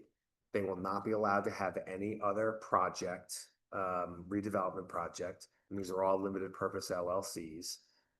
We will charge a transfer fee equal to 2% of that year's annual service charge. Oh, that's what that states. So there will be a little additional revenue to the municipality, not planned, so we're not showing it in a number or anything like that. And the transferee entity has to assume all of the obligations under the financial agreement. So they will have to pay the pilot. They will have to complete an audit at year end. How do we know we're getting 11% of annual gross revenue? Because at the end of every year, the developer has to file an audit from a certified, accounting firm, not only to us, but also to the state, saying, here are my revenues, here are all my, expenses, et cetera, et cetera. Here's the percentage of gross revenues I was supposed to pay to you. So we get to validate the math on our own based on an audit prepared by an independent third party, certified public accounting firm. And of course, that's being filed with the state. You file fraudulent documents with the state, it's problematic. So the transferee entity has to assume all of the provisions of the financial agreement, they have to assume as well. And we just transferred a pilot. We haven't done it yet. Oh, we haven't done it yet. We haven't So- done it yet. oh. Oh, okay. Well, that's it. That's a little, It's a it's slightly a little bit different, of a yes. unique one. Yeah, So it's a that's- bad example, but Because this one's from before. those that's rules and not a regulations. long-term tax exempt Yeah. law pilot, right? No, As I no. recall, it's long-term tax exempt law has been around since 92. Yeah, this is This one I think before was that. pre-92, so So that's that's a little. why it was- They always like, it's a little unique. But- yeah. It's a little unique. Because it- It's- Well, But you will have to approve it. Yeah. Yeah, we do have to- I'm sorry, you would have to approve a transfer under this one if Woodmont came to you in 7 years and said, we want to sell it to another, rental But developer. there's no And- opportunity to renegotiate anything in this. No, they have to. During they the- have they to have to take take it. But that's the difference between that one and the other one is there were points that we can There's- renegotiate there's- with time. There's a whole thing with that one that Okay. again, that one's falling under different rules and regulations and we have to confirm because we're towards the end of that pilot, Yeah. that person is going to, because the pilot's 30 years, however, we believe the hold on the building is for 40 years. So we get past this fourth round cycle. Well, it's not just a fourth round cycle. I don't want to run into what Absolutely. thing comes with. And that's one of the things we're trying to confirm. Okay. But I mean, that was one of the last things that Colleen that was very Right, adamant and that's about why we is- have not moved forward with that one yet, because we have to finish all the paperwork. Because I completely agree with Colin with that. Yeah. Yeah, right. The meaning to extend the period of time to keep it affordable so they don't Correct. convert it into market rate. Correct. Yeah. Okay. So in this case, a transfer, think of the pilot as just running with the land, goes to the next property owner. You change the name on the tax bill, you keep sending it, they keep paying it. Fair enough. Thanks, man. Yep. I didn't have anything else on this. I don't right now, but I'm sure I'll have more questions in the And, future. and you know how to find me, I and do. if nothing else, I'm sure I'll be back at one of these to have Okay. another discussion, maybe a public hearing and file that. Be a question, do you? But that's up so to you guys, but If you guys are good, are we introducing this ordinance at the end of this month? I'm fine with it. I'm fine. We should have a conversation with the school district ahead of this now. Like, should we not like sit down with them and explain this? I'd love to sit down, but it's more than just this. There's, one of the things that I've been saying all along is there are other opportunities for us to share costs and share revenues with different activities, whether that be recreation activities, maintenance activities, and taxable activities. We can have that conversation. It's not limited to just a pilot because it is an unknown number under an unknown revenue source. Like that is really premature. And that's totally fair. I get it when you say it like that. But before we introduce this publicly as something, the first reading, second reading, that whole process, like, why don't we just sit down with them and just have that, start the conversation? So two things. If both boards are gonna meet, it has to be a public meeting of both boards. Okay. So that's one. Okay. If it's going to be just a subcommittee, it can only be one commissioner. And however many. Yeah, and others. we'd be out, man. So I think it would have to be a public meeting. Because it Yeah. So you want a joint meeting? would have to be a joint meeting Yeah, no, to have that that's good. discussion. There is time between the intro, and so I'll go back to the rules of ordinance. There's an introduction and then there's a 30-day review period before we would have the hearing on it. I think from a scheduling standpoint, we could schedule within the 30-day window after introduction. So we would be looking to introduce on the 28th. The public hearing would not be until your August meeting, which is. The second one is like the 25th or something. Yeah. First of the 11th, so 2 weeks later, 25th. I'm in the south of France that day. Might not work. So there's always been that Haddonfield holler about doing things during the summer. However, that's an entity that works during the summer and they're the primary requester. They're here during the summer and we're here during the summer. So it's not, I wouldn't say that typical Haddonfield holler applies here. It will be difficult to get one before the 28th, but we could do something before the August meeting, if you're comfortable with that. Yes. Because you can introduce it. We've already, I mean, and the other statement is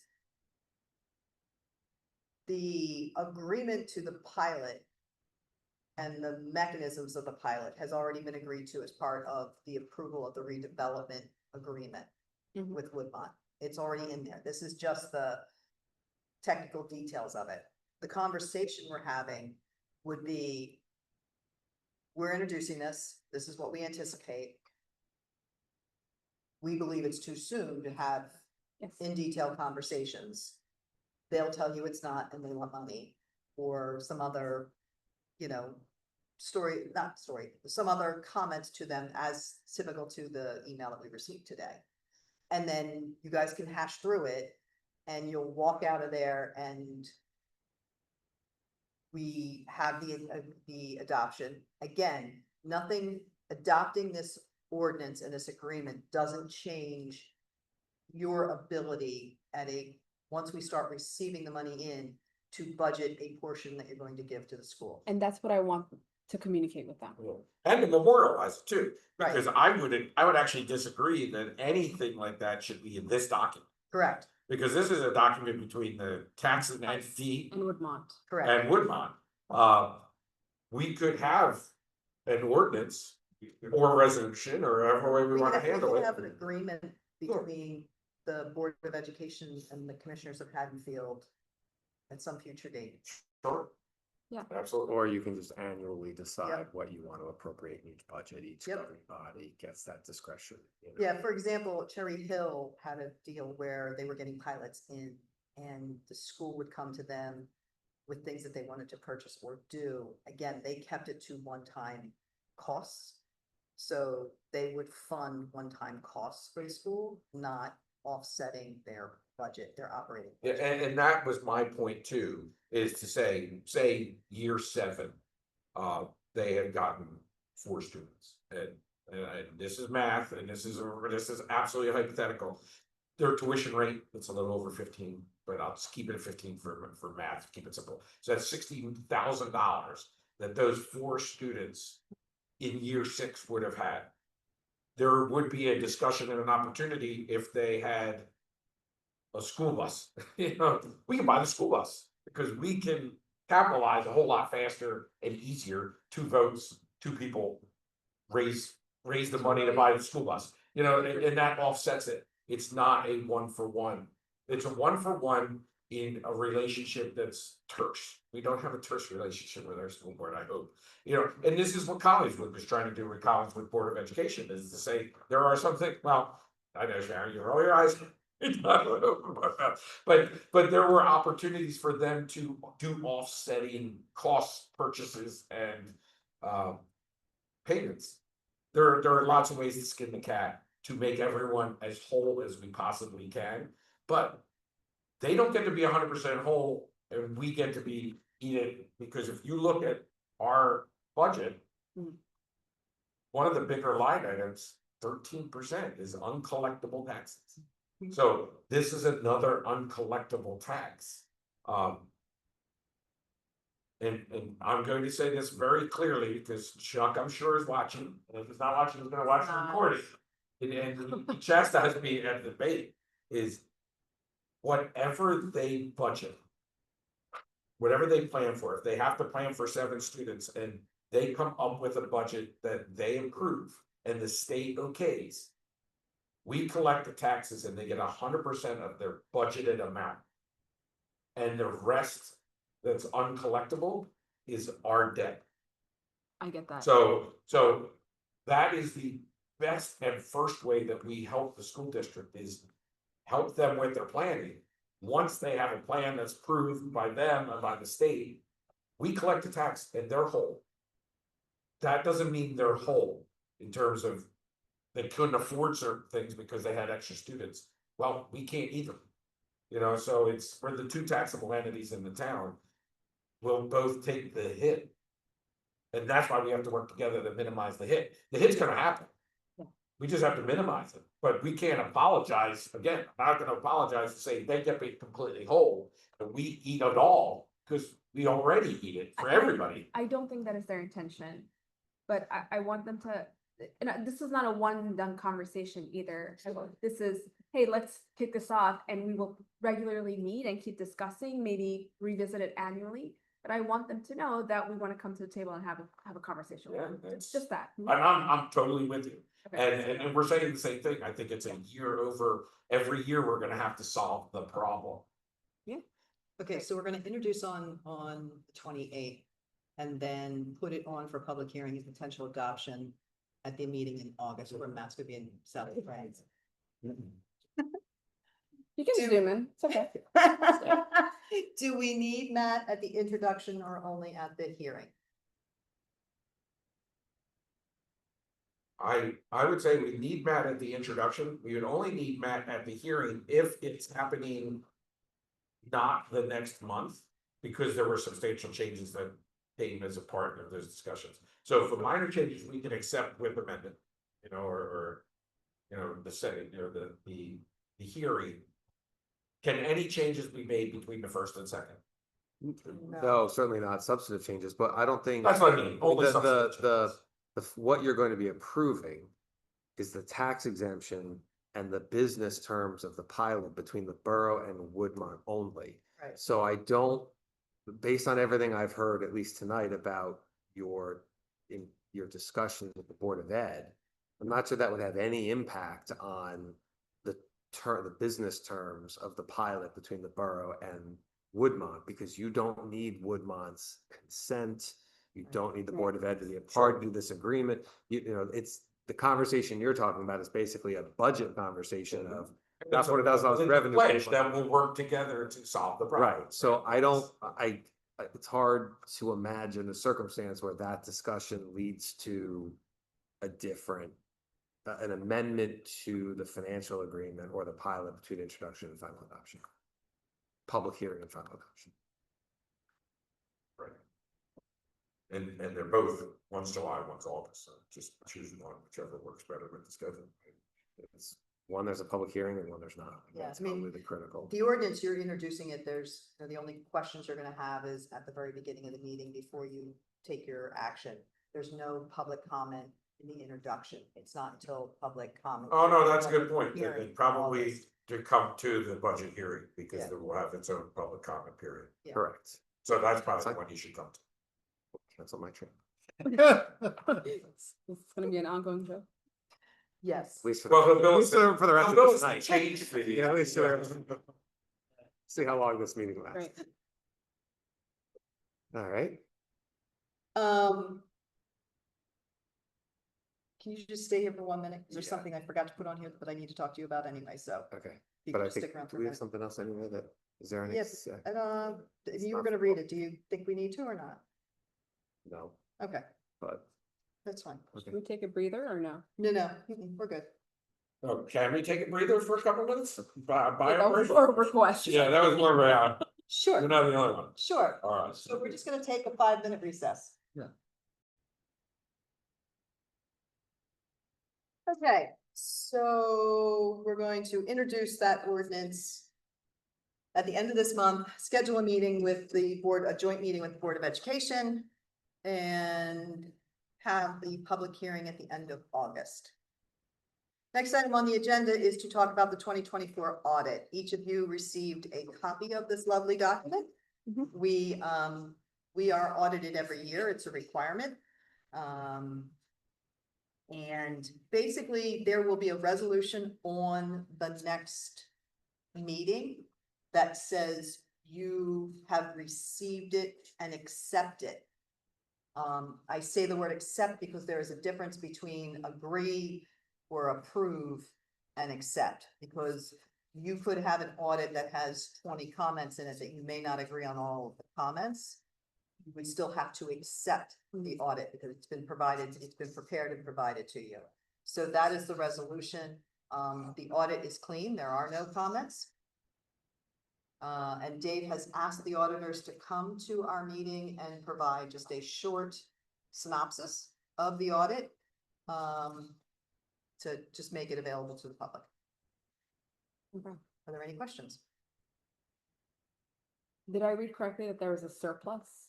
We always have, yes, Yeah. we actually have, one of the things that you'll get, because you started after, and I don't know if Deanna put the packet together, but there's a number of policies that we redo at the beginning of every year. And one of them is like a surplus policy where we state that we try and keep an X percentage of surplus available. Mhm. It's to offset in case there's some major emergency that comes up to keep our cash flow running and things like that. Huh. And then. it Or also- delays from the state when Yeah, it or comes to delays from the doing the state. budget, because then we had to do our spending resolutions come out, so. Yeah, delays from the state or delays from the state regarding capital or grants and stuff, you know, because we typically receive grant money after we've spent it. Will any of that go towards the debt service? So we budget every year. So one of the things that we budgeted in this year's 2025 budget is we use a little less than half of it. We had, I think, a $7 million surplus and we used 3.1, say 3.2, because it's a little more than 3.1, 3.2 million as a revenue in our budget. Mhm. So we anticipate that we'll replace that, you know, either with excess revenues. There's a couple of revenues that come in that we don't anticipate in the budget, so they're put in as miscellaneous revenues not anticipated, that we know help to, you know, offset that. That reserve for uncollected taxes, if the percentage we used, we collect better than that, then that also goes back into refund surplus. Or it's when you budget it, it's called surplus. When you account for it on your books, it's called fund balance. Don't ask me why, but that's what the state of New Jersey does. So yeah, so we do use it to help offset taxes. But we try to limit that amount too, to only an amount that we believe that we can replenish. So that we're not, you know, we've had years where we've got hit a little harder and haven't been able to replenish it as much. And so we try and make sure that we can keep that roughly around the same. Okay. Okay. And just to reiterate, no material weaknesses, no compliance violations, and we are deemed on solid financial footing. There you go. And they actually called us out for our strong internal financial controls, actually in the document. Okay, so the next item on the agenda is the 7/28/25 budget. Meeting. Meeting, yeah, sorry, the agenda for the meeting. Mhm. So as I said, there's the audit. We do have the adoption of our budget, the adoption of the partnerships budget. A number of ordinances that we had introduced, so you have your cap bank, the traffic for the stop signs on Lake, Mhm. changing title for our senior citizen, and the second reading on our salary ordinance. The resolutions, one of the things on the resolution is we are approving fees and assessments for tree removals. We made a change to our shade tree ordinance a couple of years ago so that we would pass a resolution when we need each year to change or to set those fees, because we are basing them off of our actual costs. So the trees that we do in-house is based off of the salaries for the folks that do the work. And then trees over a certain amount is based off of the average cost to remove a tree from the bid that we put out each year.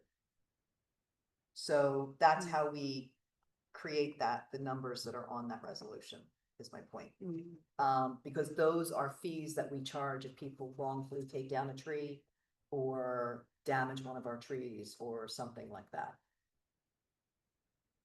And didn't we change that? So you wouldn't have to do it by ordinance. Right, so This we is switched- designed to be more fluid, if Yeah. I remember. We- Before it was by ordinance, which was a Yeah. two-step process, so Yeah, we so. changed the ordinance, so we just, so it we're would more flexible. influence That those fees will be set by resolution each year. Yeah, so it gives us more flexibility to be able to do it. Speaking of trees, don't we have to award the contract for tree removal? Did all that. Did we do that? We did tree, stalk, stuff. Yeah, at the last, At the last We meeting. did, okay, all right, yeah, I vaguely remember that too. all right. Just thinking trees, huh? But, you know, It's still in there. well, yeah, I know we got the results, I forgot that we awarded. Yeah, it. yeah. You know, because I think we probably did it under consent. Okay. We did do them under consent. Yeah. Okay, No issue. You discussed the difference between a Yeah, stalk, yeah, stalk yeah. and, Okay, and, alright. Yeah. and an old stalk all right. or a stump. Yeah. You were brilliant too. No recollection, so much, so I don't even remember.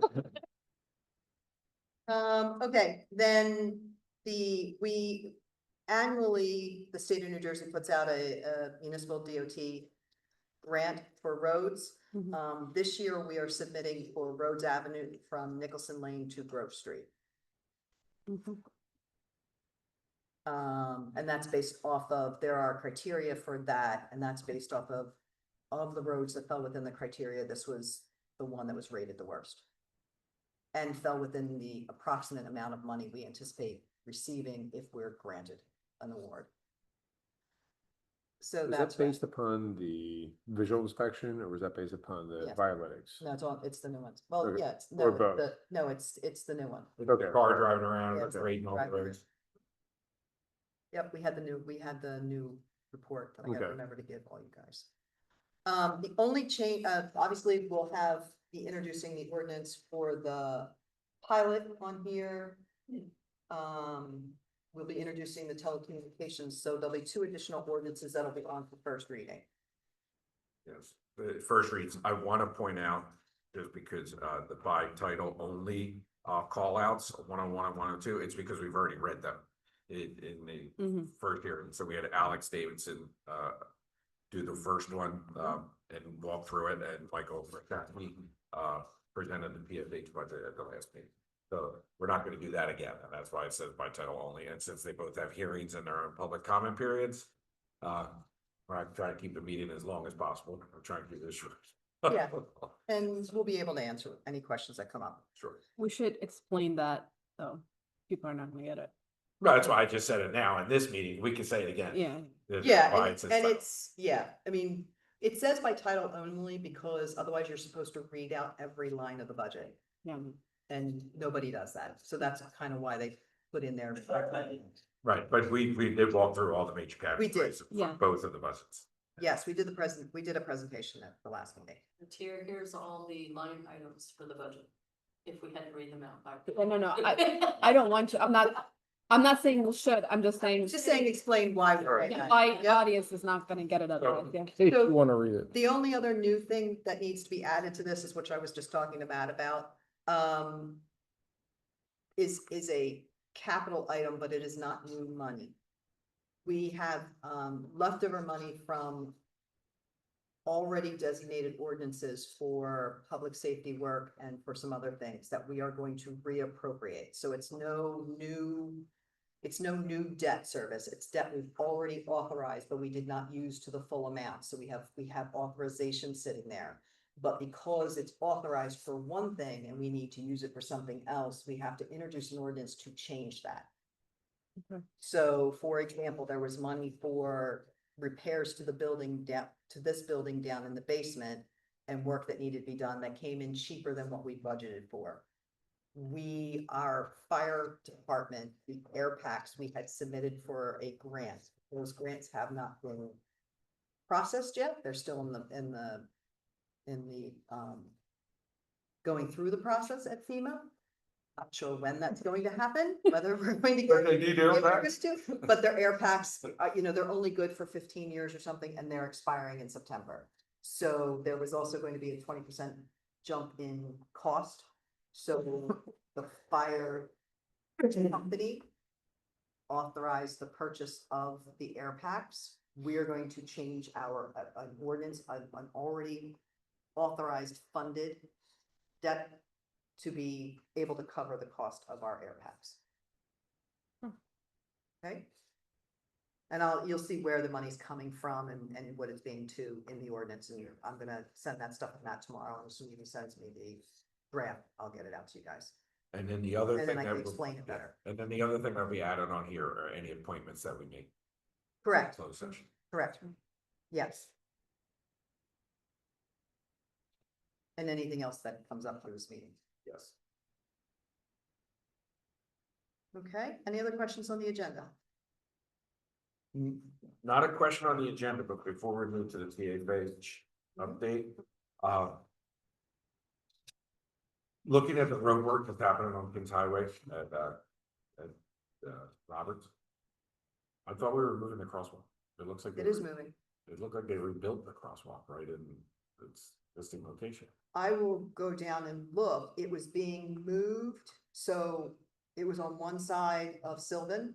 It's being moved to the other side of Sylvan. No, I realize that, but they redid the apron at Clancy driveway They, with they- the new ramp and current grip pads. Like, it I'll go looks out and like, look at it tomorrow. yeah, I mean, it's In the still same- in the across same spot? in the same exact spot. Yeah, it's not supposed to be at all. Wait, you're saying Robert's Avenue? Just past It's it, just past Roberts. at the high school in Sylvan. Yeah, so I mean, they had rebuilt the apron with accessibility, not just rebuilding their apron like it was a crosswalk. Accessible ramp, Uh-huh. yeah. Yeah, I'll go out and take a look and then I'll call. All right. Yeah, I'm texting Jim now. Thank you. Yeah, because it was like the rat caught my eye going this way and then that caught my eye going that way. And I said, I can't stop because the traffic was behind me and they were ready to get on. I know they did the bump out in the right section though. No, they did the bump out in the right section, but it just looked like they rebuilt the crosswalk ramp right still Yeah. in the Clancy driveway. I'll go take a look at it tomorrow, but I know that the whole purpose of the bump out and stuff was also to Okay. move the, Thanks. Yep. I just wanted to bring that. I didn't know Yep. where you were all. Mention. no, that's fine. PFH update, they haven't had a meeting, I think they have a meeting next week. But they do have a new event that they want to hold. It is called Autumn Sounds. It is concert series, music performances throughout various locations in the downtown, including Borough Hall Steps, the gazebo, Hattie Lane, Masonic Temple Steps, Library Point, etc. And they may require a little DPW and a little police presence, but this is not a street closure. They're also working in conjunction with the farmer's market to offer a Thursday pop-up. So that there would be another event of the farmer's market in addition to Saturdays to being on this particular Thursday night. Which is something we think would actually go over better and might be something we're talking to them about in the future. I'm actually psyched for this. Michael explained it to me. It's gonna basically different venues throughout town and we'll have different kinds of music so you can just pop around and listen to a little jazz, listen to a little this. And this is one of those events that we talked about, like Music Fest didn't reoccur. But partnerships responding to the loss to bring back a music event in that time frame. So I'm excited for it too. But that's how it's supposed to work.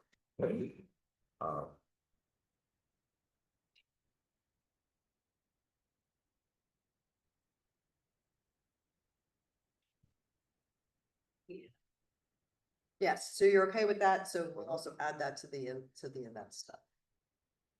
All right, now we have the discuss setting up semi-quincentennial committee.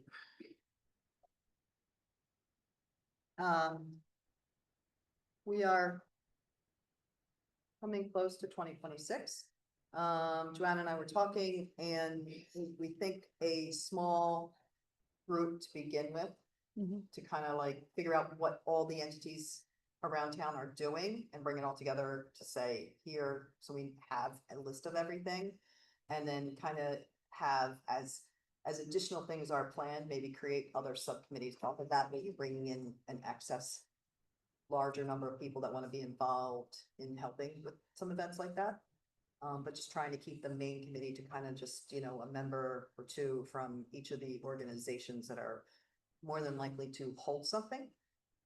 The library, the historical society, Lions, Rotary, Indian King Tavern, things like that. And that way trying to get that group together sooner rather than later.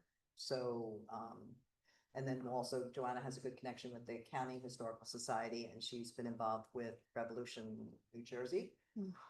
So keeping in connection with those to try and bring those stuff to town also. If you're okay with that, we'll set up a meeting and reach out to these groups and say, hey, let's get together and get started. I do have one person who is interested in getting started off, who want to discuss it here and closed, or pardon me. Yeah, I have two people who've reached out, Great, which I think they're already connected Pardon? to other organizations, so I think might be a good fit. okay, perfect, And I believe we have someone in the audience. I know we can't Mhm. but we have someone in the audience who's also interested. okay. Anything else? Nope. That's a good idea. Okay. All right, next is professional appointments. Again, this is something, so just to kind of go through what professional appointments and what results are. We put out for Borough Planner and we received proposals from Pannoni and ERI. We put out for Redevelopment Planner and received proposals from Pannoni and ERI. We put out for Borough Engineer, received proposals from Pannoni, ERI, Remington and Burnick, and CME. This time we put out for an engineer pool instead of just a conflict special projects engineer.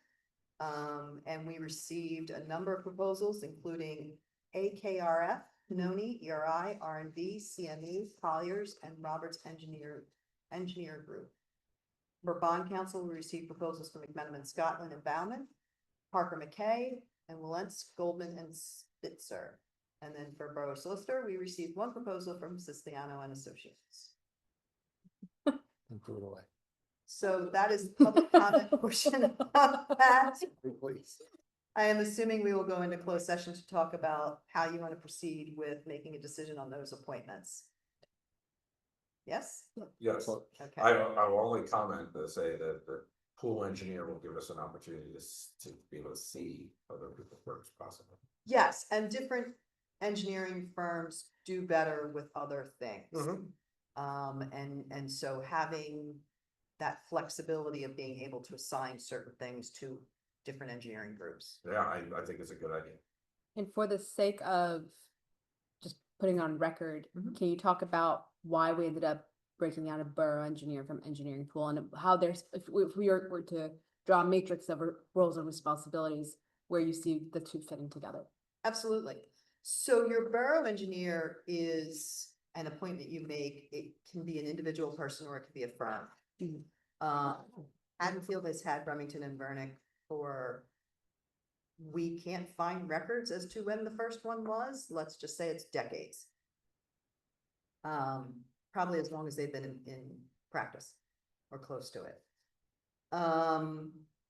When we started doing this process at some point in time, we realized that certain times people are conflicted out, whether it be attorneys or engineers or planners or something. Sometimes something comes up for planning board or zoning board specifically. So they always go out for a conflict attorney or a conflict engineer.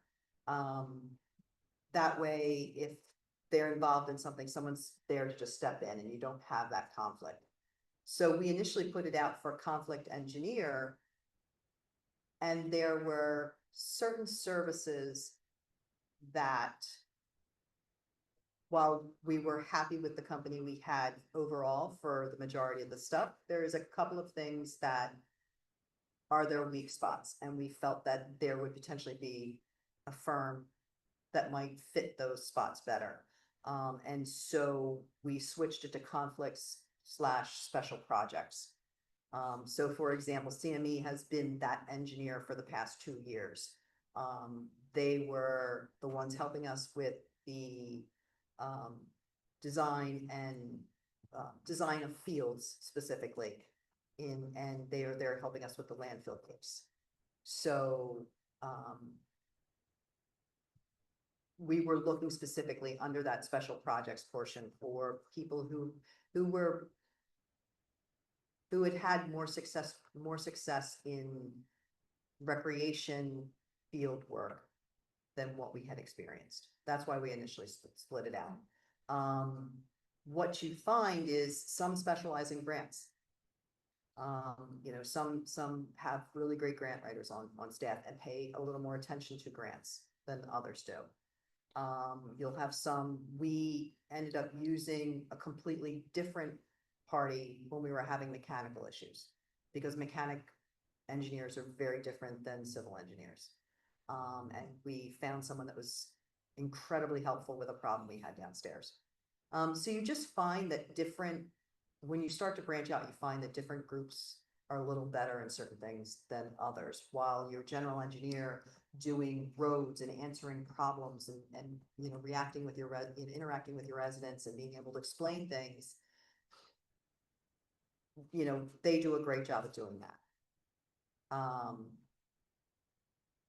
But sometimes there's some other projects that you just want to be able to hand off to other people. Thank you. Yep. So we're going to talk about that in closed, and then also we have appointments and vacancies that we'll discuss in closed. There were two other items that you brought up that you wanted to talk about briefly.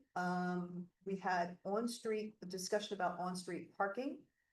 We had a Tier resident reached out to you that was talking about enforcement, and it's interesting to hear the residents' philosophy, because when we have looked at this over the past 20 years, it's been probably 50-50 as to whether to keep that ordinance in place or not. Over the years, all the times that we've talked about it. The nighttime or Yeah. Yeah, and we've always sided with the side to keep it in place, because potentially sometimes you're able to tell when you have strange cars in the neighborhood. But I think you brought it up, you want to talk about it briefly, so. Yeah, I need a little memory jolt though. Okay. Oh, thanks. Yeah. Yep.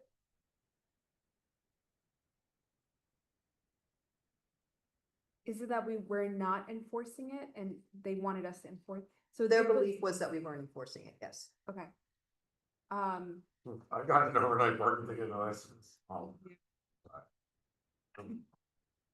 So this was actually the second person.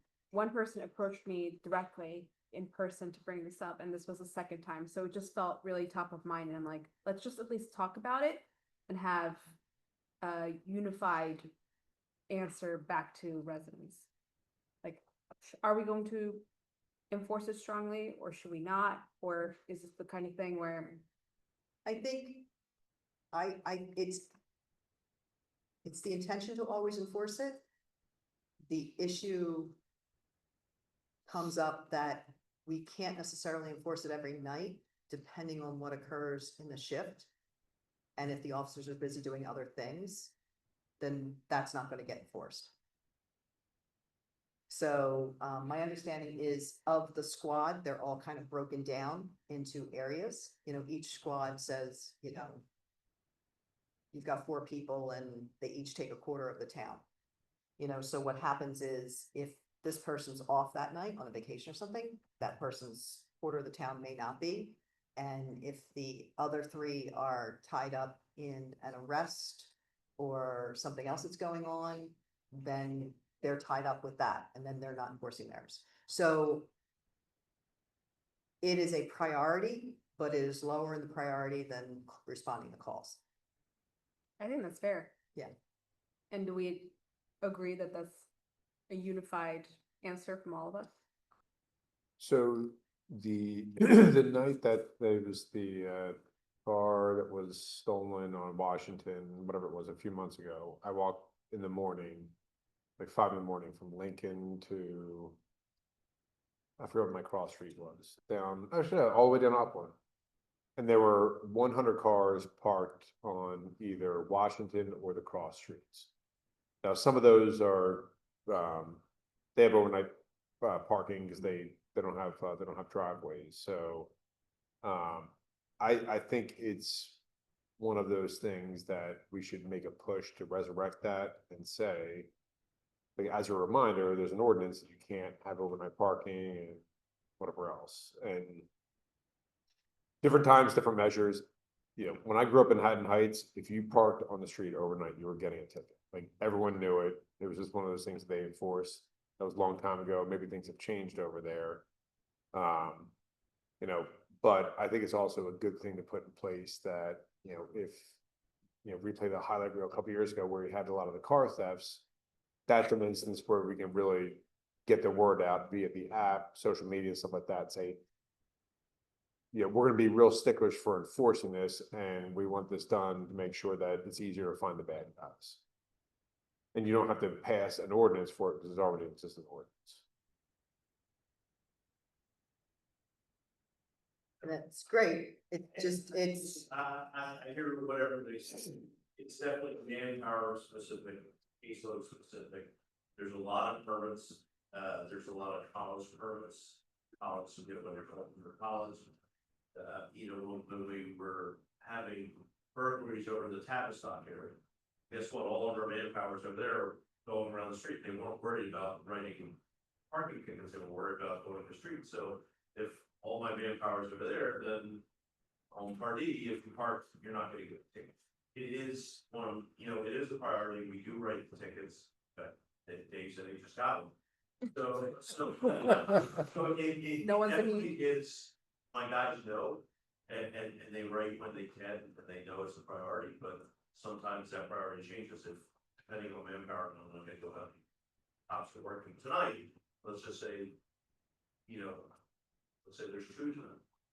And they get a domestic, which we just had a domestic, they just arrested someone. So now we're off the street for 3 or 4 hours. So that's not, I don't wanna say it's not a priority, but in the greater scheme of things, we have to triage what we do and how we do it. And that is what, like Sheriff said, on the lower end of the triage.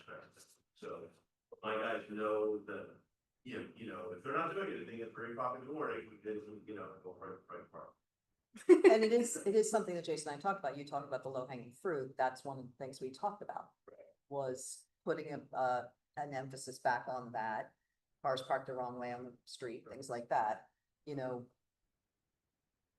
Manpower specific, if the manpower's there, putting a focus back on that. You'll see a lot of cars without permits. We have well, we have 2 lists downstairs. We have, you know, extended. So let's say you're redoing your roof or redoing your driveway, you need to break your off the street for 2 weeks. You can call in, put your car, you won't get a permit, but we won't write you a ticket because your car or your house, you can't park anything. So there's that list, and then, you know, college, but you know, everybody has a car. You know, my house had 4 cars, 2 kids, me and my wife. So a lot of cars driveways can't fit. So when they're home for the summer, we have a summer college, they don't get a permit, they just go on the list. So we know not to write. So you know, everything has to close. Plus, Depending on what time of year it is. plus there's a call in where we have to keep track of because we also allow people. Correct. If you have visitors over and things like that, so, you know. You're allowed 7 times that you're allowed to call in, or now we do it by internet, you're allowed to type in 7 times a month to get permission if you do an overnight guest. Yeah. So that's, you know, so if somebody's walking by and doesn't see a permit or doesn't see a ticket, they automatically assume, oh, the cops are doing it, but that might not be the case because you could be one of our 3 or 4 lists that you have permission to. See, this is so informative. Like, it's just informative. It's good information for me or for us to advocate when residents do come up and have these, you know, kinds of comments. Now I know what to say. So I think that's great. Thank you. I think the other one's mine. Yep. We can move that to another night. And that's gonna be really more specific to each individual one. So, okay, all I have, and go into closed session. All I. Right. Somebody made the motion. someone somebody make the seconded, we motion. have 3 I- yeses. All good. Yeah. All right, so we're going to be talking about Lawsuit. lawsuit, potential settlement agreements. But for before we go out, Oh. so I'm gonna offer in retrospect. Okay. Do you have any questions before we go into closed? I'll try to keep them brief and sorry for the redundant, just trying to wrap my head around a couple things here. Going back to the telecommunications plan, could you speak more on the borough receiving quote unquote a rent? Like who's in this plan? It's the borough and what other entities? We have to pay someone to install. No, so the communication plan establishes what our needs potentially are for wireless communication. Yes. As everybody ends up with more gadgets that are all attached to the internet, the need becomes greater. Then we are establishing an ordinance which talks about how you go through the process of getting approval to put something in town, whether you're AT&T, Verizon, T-Mobile, or these new outside companies that are creating it and then moving it, these providers. The ordinance establishes where they can be put and all of the requirements that you have to go through in order to be able to put them there. If that is in a public right of way on public property, which in essence is either going to be the borough of Hatfield or the school board of education, those providers or the third party that puts the installation in place has to come up with a financial agreement with that entity to basically leasing space, leasing use of the space. So the plan, is that just suggestions at this point? So the plan is their recommendations on what we should follow. The ordinance is the implementation of that plan.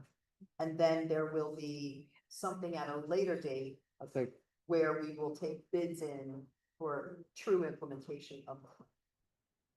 And then going back to Bancroft Pilot, and what's his last name, Matt? Jessup, J. JESSUP. Is there a number on the potential like valuation of the new developments? There might be, I would have to go back and look at the financial. The true assessment will not be developed until our tax assessor, until they're built and our tax assessor goes out. Okay. And then the potential tax dollars gained over the life of the pilot, that was about $25.4 million. To the borough, To the borough. after the 5% was taken. After, sorry? After the 5% service charge to the county is Yes. paid. And then the pilot starts as the buildings are completed one at a time. You get a certificate of occupancy. That's your trigger. That's the mechanism that once there's a certificate of occupancy is issued, then it triggers for the improvement. So then you can begin to gauge the revenue because it's a percentage of revenue. Okay. Yeah. And it's building specific. 3 buildings. 3 and 4. Fair enough. Anything else? Thank you. Okay, motion to go into close. We're going to be discussing settlement negotiation, litigation, and appointments.